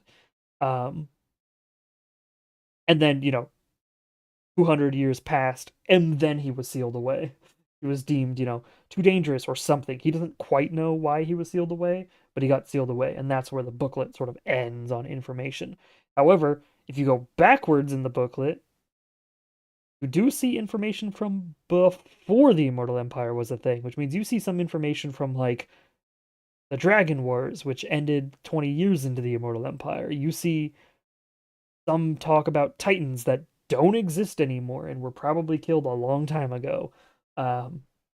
It was like his personal little diary, but he only started it well after the Age of Civilization.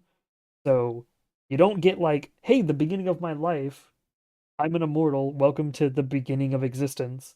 But you do get a whole shitload of information that is trying to be parsed by both yourself, I assume, and Kealikrit. Yep. And you make it to the Ebon Fort with having done about 3-4-ish days of that. They let you in because they know whomst you are. You're able to switch roads. Do you want to do anything in the Ebon Fort while you're there? At Lady Bloodrose's territory?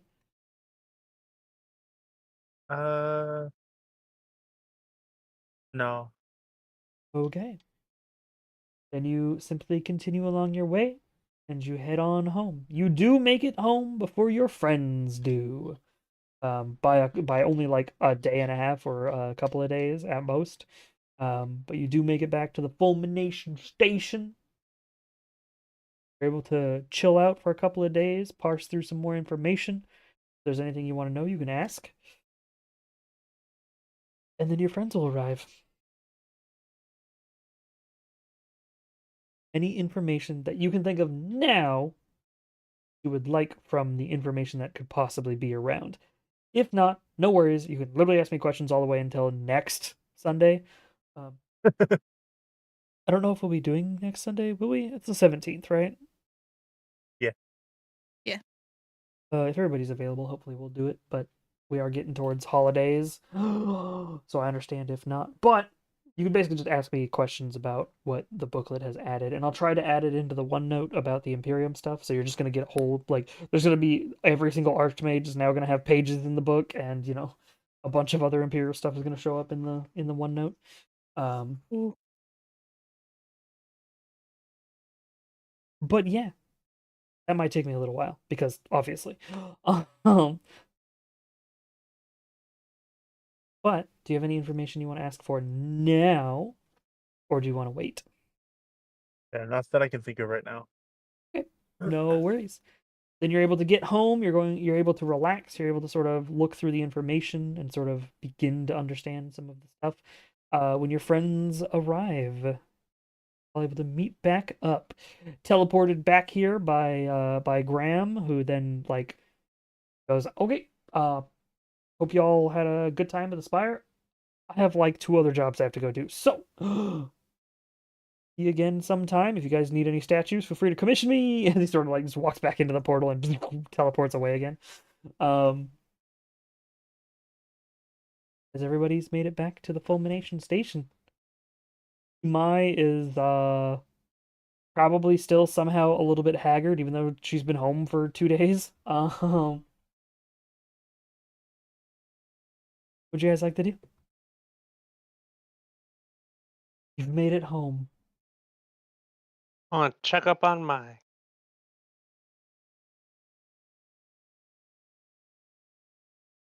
You're able to see Mai. He looks, my. yeah. Oh, wait, you're back? Yeah. Got back. How are things? What you do? So, well, the place that they want us to go into, um, well, a good chunk of the side of it is, we don't have to worry about that. But then, That's good. they didn't seem fazed by what happened, so hopefully there's nothing else going on. I didn't want to get seen, so I did not try to sneak in. That's fair. I thought you go in, but that's fine.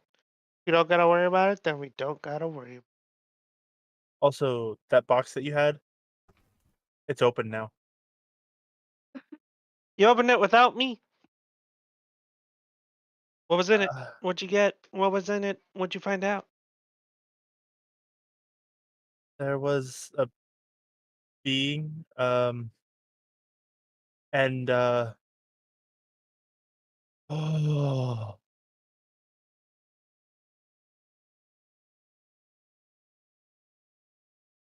I just stares off into space now. There's a being and what? Oh, um, well,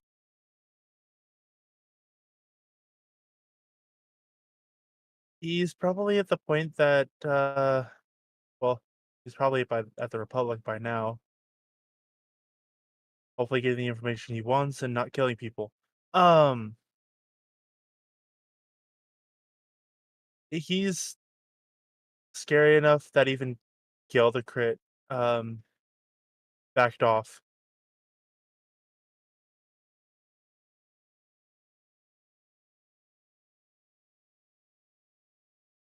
Oh,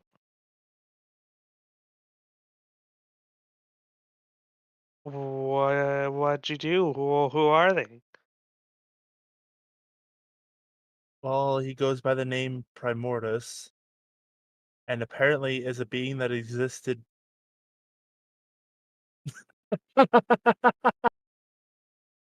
He's a being that existed before the Immortal Empire. Oh, uh, And okay. now he's free, giving a like a shit grin.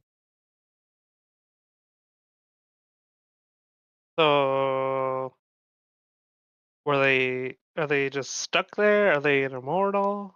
How does that work?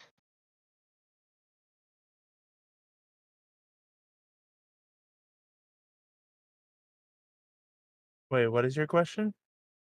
So, like, are they an immortal? Like, Blood Rose. Oh, they are an immortal, but not like Blood Rose.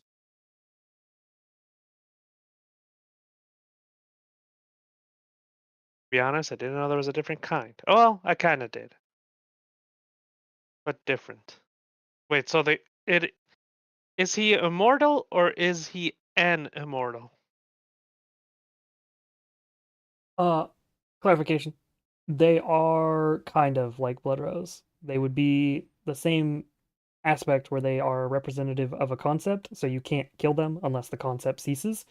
It's just there were multiple of them that represented the different groupings that decided to become mortal, and he's one of the ones that didn't. What that means long term, who knows? But he is technically like Blood Rose. He would be a grouping of concepts turned into an entity that exists. Well, I think the reason Mai would differentiate it is the way that he spoke about Blood Rose. Oh, gotcha.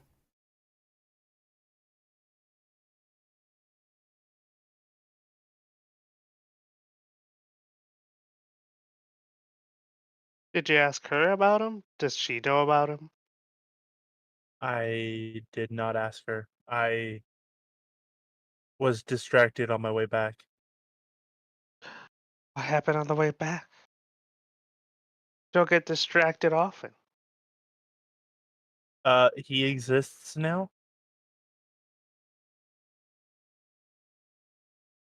Same.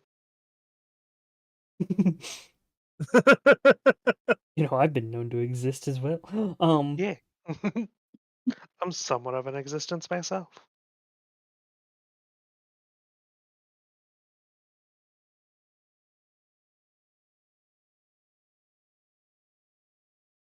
Do you so like what are they? Are they like a human? A vampire? Are they a cat? Are they a dog? Are they a wolf? Are they a werewolf? No, that'd be Pri- curses. Probably a primordial dragon. Neat.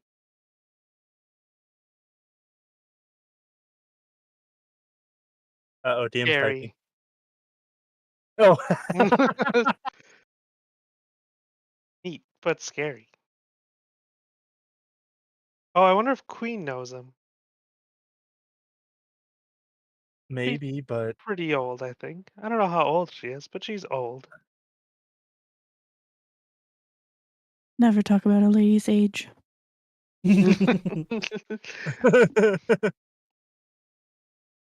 I guess we could try. You've gotten in contact with her shard before. Yeah. I will pull out the new orb. Yeah, so you all see a stained glass dodecahedron instead of the orb from before. Oh, that's different. Well, he decided to use it, got angry and smashed it. Oh. So I got this one. Well, at least he gave you a replacement. Yeah, I'm probably lucky that he even decided to give it to me.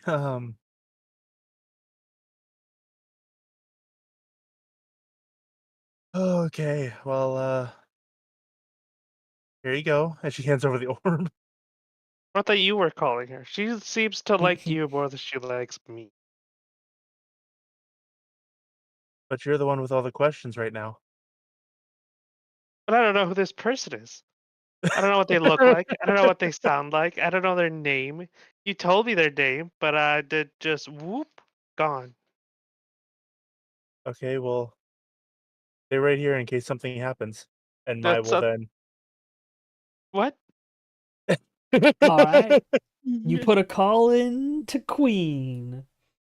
The orb, the dodecahedron at this point, changes to all green shades of stained glass as you see the image of the green scaled dress, the large black horns that almost look like Hel from or Hela from from Thor. Um, dressed with like a lot of glittering jewelry and looking absolutely fabulous and noble. And her eyes glance up at you. Hi, Queen. Hello. I have a question that I'm hoping maybe you could answer. Huh. Well, I have one first. Is it important enough that me burning down your home doesn't matter? Maya looks over at Rigel like, okay, well, looks like this is not gonna work. Maybe let her go first. That was her question. Ah, okay, so maybe not. Well then, sorry to bother you, ma'am.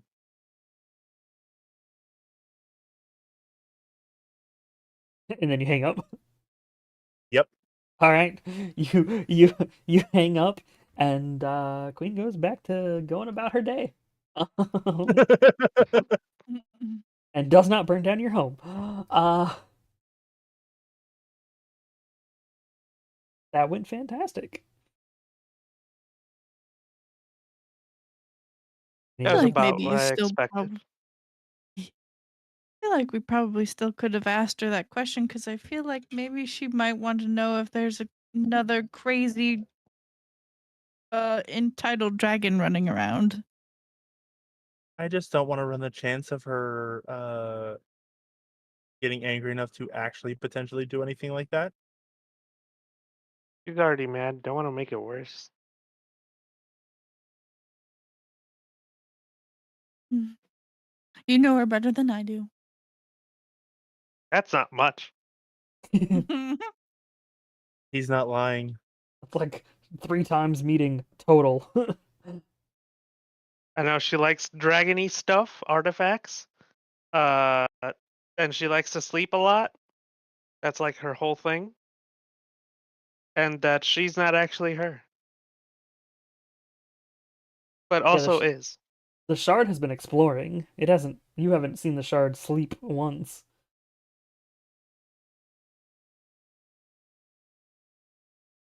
That's like now you're basically caught up. No, she likes to burn things and destroy things that make her angry, but you know, that's typical thing.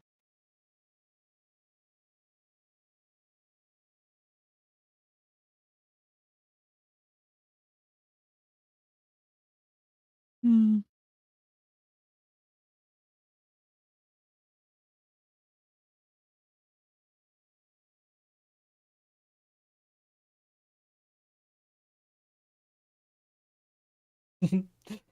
Technically, she said burned down, but chances are she just disintegrated all. Because as far as you know, emerald dragons don't have like fire breath options or whatever. But also, she seemed to be a caster, so theoretically, she could probably just do like, "Hey, burning hands, 9th level." But either way, we'd be gone. Yeah. And so would everything else.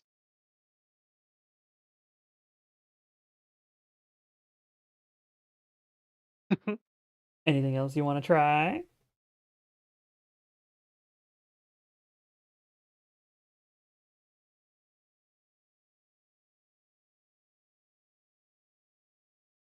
You know a few other dragons. You can always call Primordius if you want to try that. As well as you No guys thanks can right now. just yeah, as well as you guys could just get prepared to head northward and do what you said you guys were gonna do for House Kivik. Do you want to ask Blood Rose? I mean, we're gonna have to pass through the Ebon Fort anyway. We could. Yeah. She might know stuff. All right. So is the party going to prepare and then head towards the Ebon Fort and then northward? Is that the goal here? I think so. Yeah. All right. For expediency's sake, I will say you make it to the Ebon Fort with all of your collected supplies. You are able to make it into Bloodrose's castle, and you are able to meet with Lady Bloodrose. Sitting upon her throne is the young girl with she has black hair that almost shimmers red, and there's this haunting feeling with her. It's like, oh yes, it's just a cute girl who somehow I feel like is going to literally consume me and I'm going to cease to exist. The standard like, oh yeah, cute little girl, except we're in a horror film, we're all going to die. That kind of cute little girl. And not that little either. She looks like she's like 15-ish, 16-ish. But still, scary looking motherfucker. As she's sitting on her throne and you are ushered in. Goes, well, to what do I owe the honor of the assistants of Inastra coming to say hello?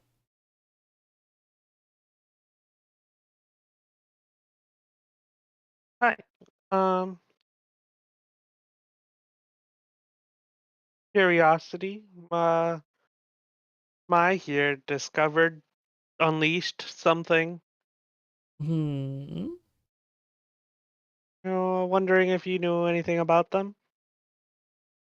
Some sort of primordial dragon guy. Hey, Aram, Mm-hmm. you've seen vampires before. You've seen a vampire Mhm. lord before. Whatever is sitting in front of everybody here is well beyond that. It reminds you of the person who doesn't talk, who sits at the head of the council, like who sits at Mhm. the top of the. This person reminds you of that level of don't fuck around so you don't have to find out. um as well as you swear, you just hear spirits, screams, crying, worship, all sorts of different echoing spirits, like a pool of blood, of red souls covering the ground here, all just trying to stay close to her, just hoping to get repentance or become her follower or do anything. As if she had personally killed probably in the millions. That is the room you have just walked into with these people who seem to be kind of casually asking her a question. Rigel, Rigel, Ye- Yes. Rigel, Yes. Hi. can I speak to you really quickly? Yes. Hold on 1 second. We'll be right back. Don't Of go anywhere. course. No worries. I'll think on your question. I'm Oh, gonna Mike. kneel. Mike can explain to you more. I never actually met them, but we'll be right back. We'll be right back. I'm gonna kneel down to Rigel, so I am as close to my face is as close to his face as possible. Remember when you told me this queen person isn't someone you really want to fuck around with? Mhm. Why are we here then? This What do you mean? person, oh, this person is giving me. I don't even know how to explain to you the level of don't fuck around in here that I'm getting. I was about to Oh type yeah, the same no. Spirit thing. Well, vibes. What? I was about to say. I was about to type the same thing. Heebie-jeebies. the bad juju. Yeah, I'm getting mad juju vibes. Wait, do you mean Queen or like Blood Rose? This girl right here, this little girl is giving me such bad spirit vibes. Like the person that I look up to in my church has the same level of don't fuck around with them. I would never cross them ever, ever in my entire life. And if I did, I would expect to be dead. This person, this little girl, has the same vibes coming from her. There are spirits all over this room that I cannot see, but I can feel that just want to be close to her. This person is scaring me, quite frankly. Oh, Bloodrose? She's fine. She's good. She's good people. Um, well, she could probably tell you. She can probably hear us, but she immortal and immortal curses, blood curses specifically. But she's good people. She's been our friend. I used to feel the same way about her. She's very odd and freaky at first, but she's good. So you're telling me the scary green dragon lady is scarier than this girl? I don't know about scary. They're all intimidating in their own way. Hiram's eye But twitches a little bit. but yeah. Uh you know, she's got her own plans going on usually, but most of the time she's just kind of along for the ride to see what's going on.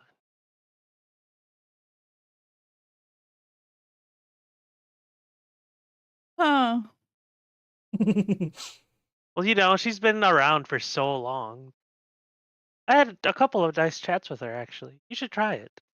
But probably not today because we can't stay long. But some other time. She's nearby, so you could always visit her.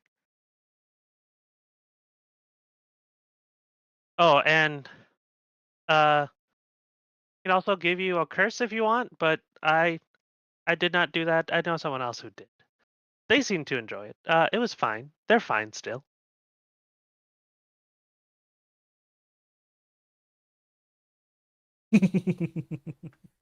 okay. Do you all re-enter the chamber?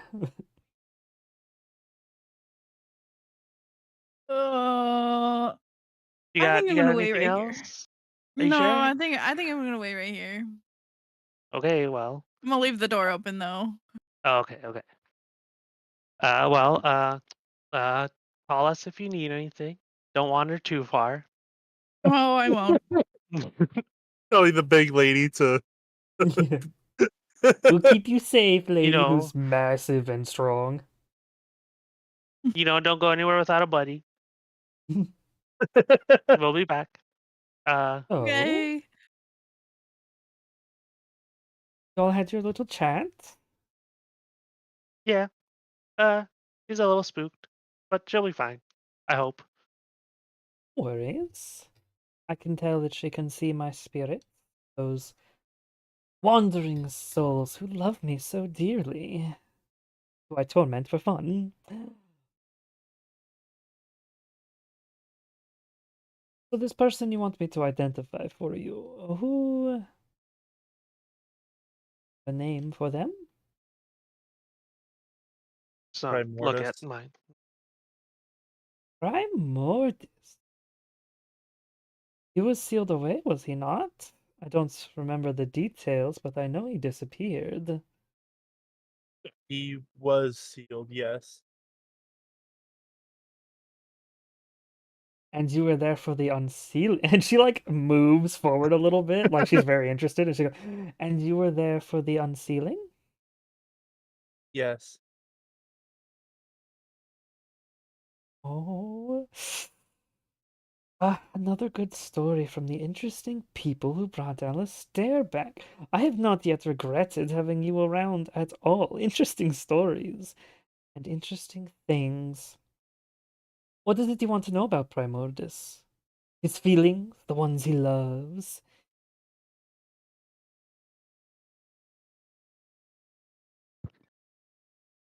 Does he have any? I I don't know have no anything about idea. him. I'll be What do honest. you know?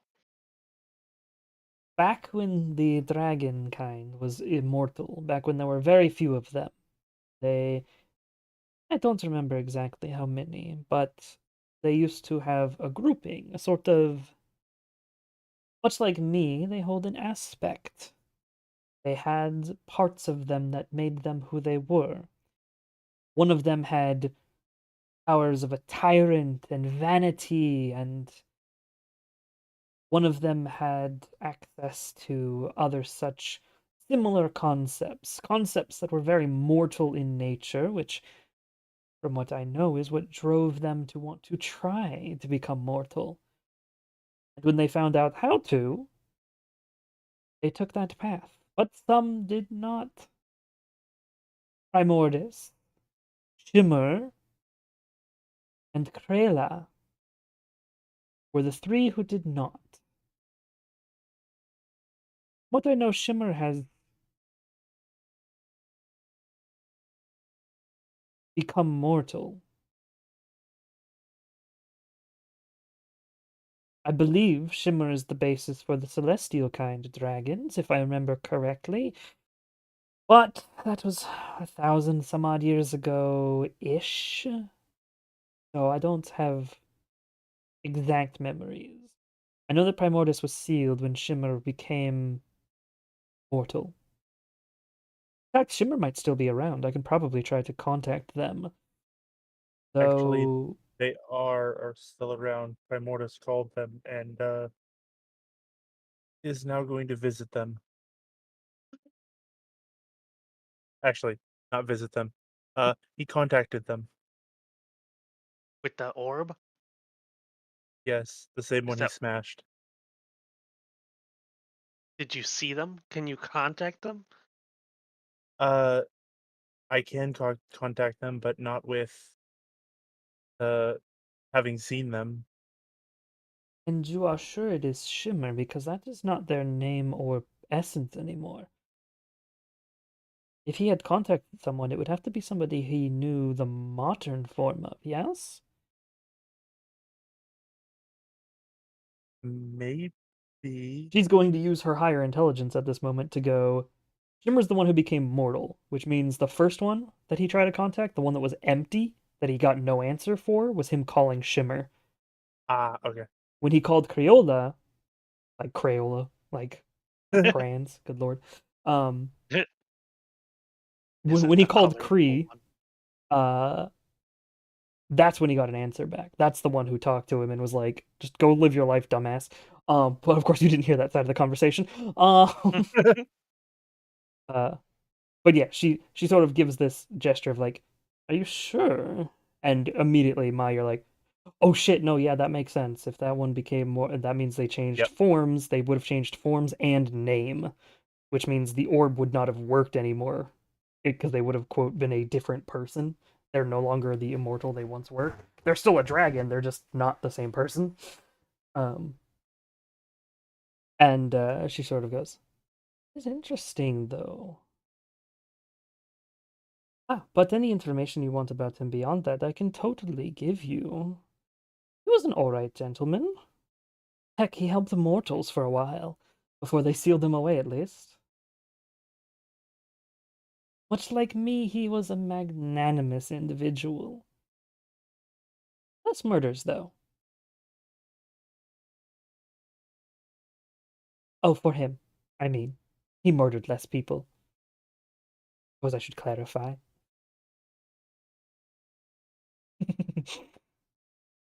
What do you want to know of him? Yeah, Rigel, as you're looking back, you can see she's definitely like glancing at the angel who's behind you guys every now and then too. Mhm. Why were they sealed? Imagine, because his power was quite strong. Technically, he was the strongest in his nation. Well, I suppose beyond the immortal emperor, he was quite powerful. Perhaps he was the only one who surpassed the dragon within the Empire was interesting. Post Dragon War, he decided that mortals were interesting but not worth becoming a part of, unlike the rest of his kind. And I wonder what would happen to him now that those concepts found their way out. You know how figured out to change to mortals?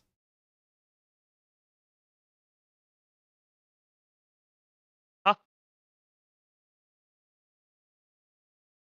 They got their other kinds to take their concepts. Only way to no longer be immortal, as far as we can find,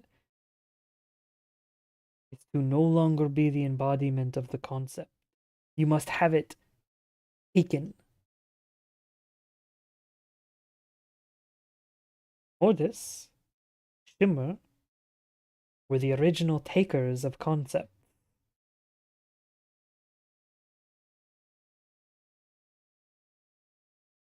And if Shimmer is no longer, as far as I can remember, no longer immortal, that means that Primordis and Crayola last two concepts.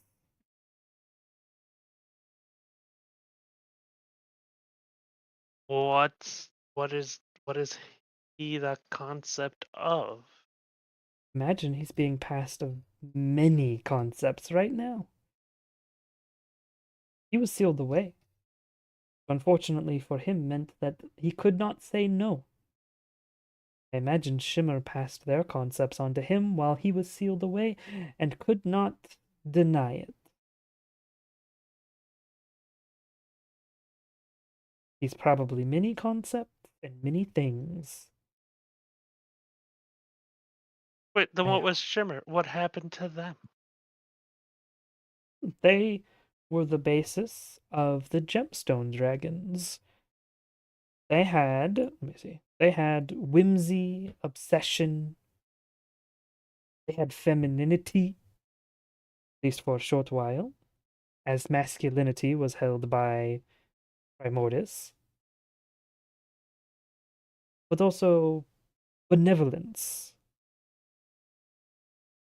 pure essence of new gold dragons, and many other things. Simple concepts of what dragons should be, all mixed into one entity. A proper unified entity that now become many broken vessels. Like your dragon, as she looks at you, Rigel. The blue dragons were born of vanity, which, based on how you look, I suppose is accurate. And she sort of like smiles as she says that at you. Gonna wink at her. Uh, Ah, mortals with senses of humor. Careful, I might actually eat you. In she what might way? actually. She might actually He does like look back towards Aram and goes, "And you, Miss Angel," and you hear her voice like projected to the end of the room as if she's standing right next to you. Ooh. You're missing some souls. Oh, god damn it.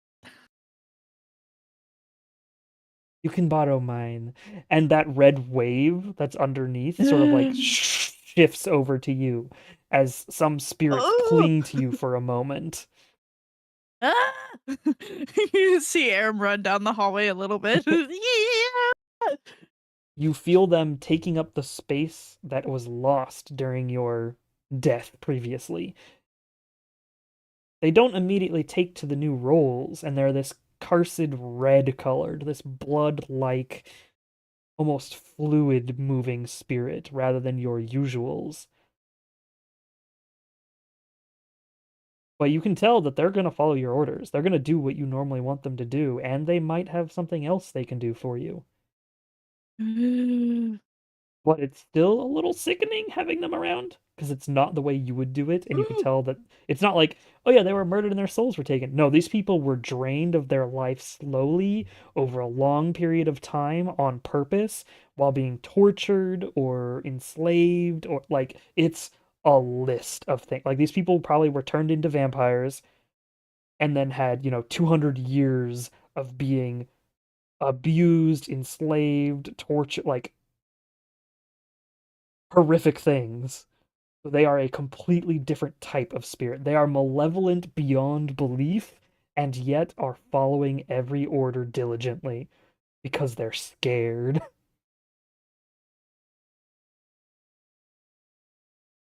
And they cling to you, and they will do actions for you. And very specifically, now, instead of taking a heal temporary action, you can deal more damage if you would like. You may use a portion of the red souls to deal even more damage, applying a blood curse to individuals. You don't have to. They can act as normal spirits if you would like. But congratulations, you have a few red, sickly spirits who are obeying you out of fear of the entity that granted them to you. Oh. Any questions you might have about Primordis beyond what I have spilled already?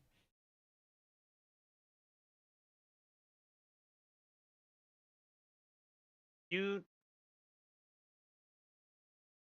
said Shimmer became mortal, Yes. and they have a new name.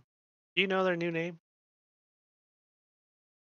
Not off the top of my head. I know they disappeared because I tried to contact them. They lost their immortality, which means I lost my ability to say hello to them. At least easily. And from what I know, they currently live in the Astral Sea, so I don't plan on making a trip. Oh yeah. No. I That can place show you is what they look like, though. And she gestures, and you see blood begin to form out of the ground. It sort of rips up and forms into a multi-prismatic colored gemstone dragon, as if the most ornate possible statue of a dragon made out of gemstones, but you can tell that it is the dragon. This is what they look like. And I know one of you has an orb that might let you communicate with it. They didn't used to look like this, so Primordis might not be able to contact them for a while.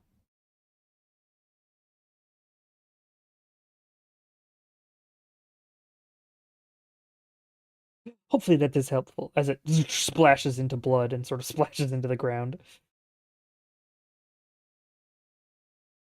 Now, I've been such a glorious host for you all. If you don't mind, I would like to enact a price.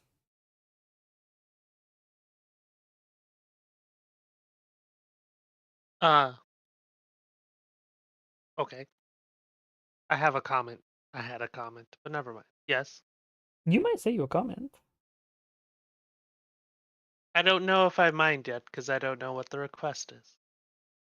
Ah, no worries. Understandable. I would like a small sample of some blood. That is all. Personal tasting, if you will. Preferably of the two who are asking me questions. And she gestures towards you, Rigel, and Mai. Ah. Taste. How? How? Yes. And she opens her mouth and points at her 4 fangs that she has and goes, Preferably mouth to skin. Ah, But we can do it the easier way if you'd prefer. wait, that's the harder way? Oh, yes, it will hurt quite a bit. And then it will feel good, and then it will hurt again after. Now I'm curious. Oh, I do love when people say they're curious. As she stands up and goes, "So, arm, Eh? my." You've been standing a ways away from her. Last time you saw her, even with True Sight, she looked like what she was. You have since leveled up and gained new abilities and new shenanigans. She approaches, and you see the thing beyond. You can tell that this creature, this shape-shifting immortal entity that has existed for forever, is this mess of curses and blood and amalgamation of fleshiness. It is. Don't physically see it, but you are forced to feel it as she gets closer. And she walks up to Rigel. So, arm. Okay. Eh? Thank you. And just bites straight into you. Yeah. Just immediately chomps down. It hurts, as she had said. And then it numbs. And then it feels good. Like, really good. Like, you just took the best drug of your life as you drop to your knees and are unable to resist the feeling of euphoria. You've heard vampire bites can cause like ecstasy. This is not ecstasy. This is not any sort of tension of the sexual variation. No, it is just pure amazing. Like it just feels great. Like you want to sit in this moment. Ah, as I'm being drowned in blood. Ah, you just want to sit in this moment for as long as possible. And when she stops biting you, it doesn't stop immediately. It drifts for a moment before it begins to fade. And then you get to feel the fact that your arm was bit and it hurts. There's still some numbness to it, luckily, but that feeling was fantastic. And she turns to Mai and goes, "And you?" I will hold out her arm.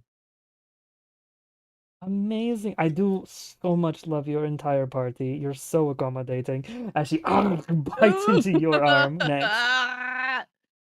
And you feel the same thing. At first, it's painful because you have four fangs on the top and two bottom fangs sink into your arm. So you literally feel like being crushed for a second.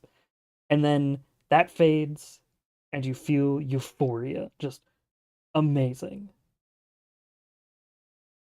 And then it slowly peters away after she lets go. And then your arm aches a little bit because you did just get munched on. And she wipes her mouth of the blood of both of you and goes, "Wonderful.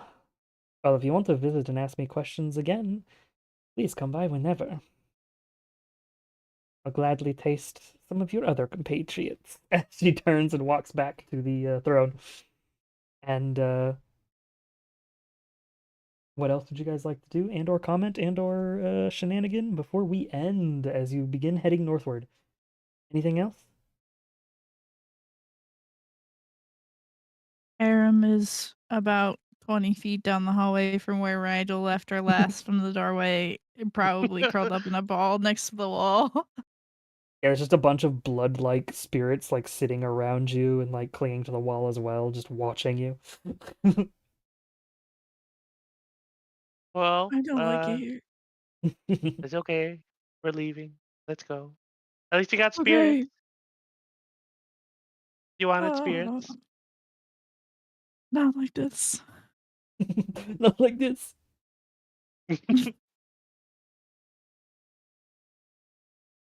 Right. you guys are able to leave with aching arms for a couple of you, but not any actual like damage. Um, a new feeling of hey, maybe I want to go get bit again because that actually felt great. And you're able to begin to head northward towards where Visconti had traps that were kind of taken care of, bits and pieces of, by Kaldecrit and Mai, and into the slightly glassed city or slightly glassed town that was once the home of House Rial. We will end there for the night. Thank you so much, everybody who came on by. I appreciate you all. Let's go try to raid somebody unless nobody's around. I know that Kirsty is around, as always, playing RimWorld, as expected. Blargs is doodling an artwork. We're gonna go hit up Blargs. Ah. We're gonna watch some doodles. Please. News on things being done. Tomorrow is Monday, which means I'll probably not be streaming early. I'm hopefully gonna be doing something else with Rainland. With Me? Rainland. If he's not available for some reason, then I will stream, and it'll just be whatever game I feel like playing at the time. So don't expect anything specific. And then that will be followed up by me going to dinner. And then if Rainland does show up, the actual stream will be with Ragma later on in the day. Hopefully, I don't know what we're planning on playing, but we'll play something. Mm. And then Tuesday we're back with Blargs, and we've been playing tabletop games, and we've been playing Pokemon Master Trainer. So we'll probably play more Pokemon Master Trainer. That's the game you guys saw me play with Rainland before on stream. I'm playing a little bit of that. They wanted to play Gen 3 of that, and I was like, all right, sure. So I've been teaching them how to play the co-op version of that game. I think that's it. So thank you so much, everybody. Hope you have a wonderful rest of your time zone. If I don't see y'all tomorrow, quack, I hope to see you again soon. Bye, stream. I said. Bye, Ray.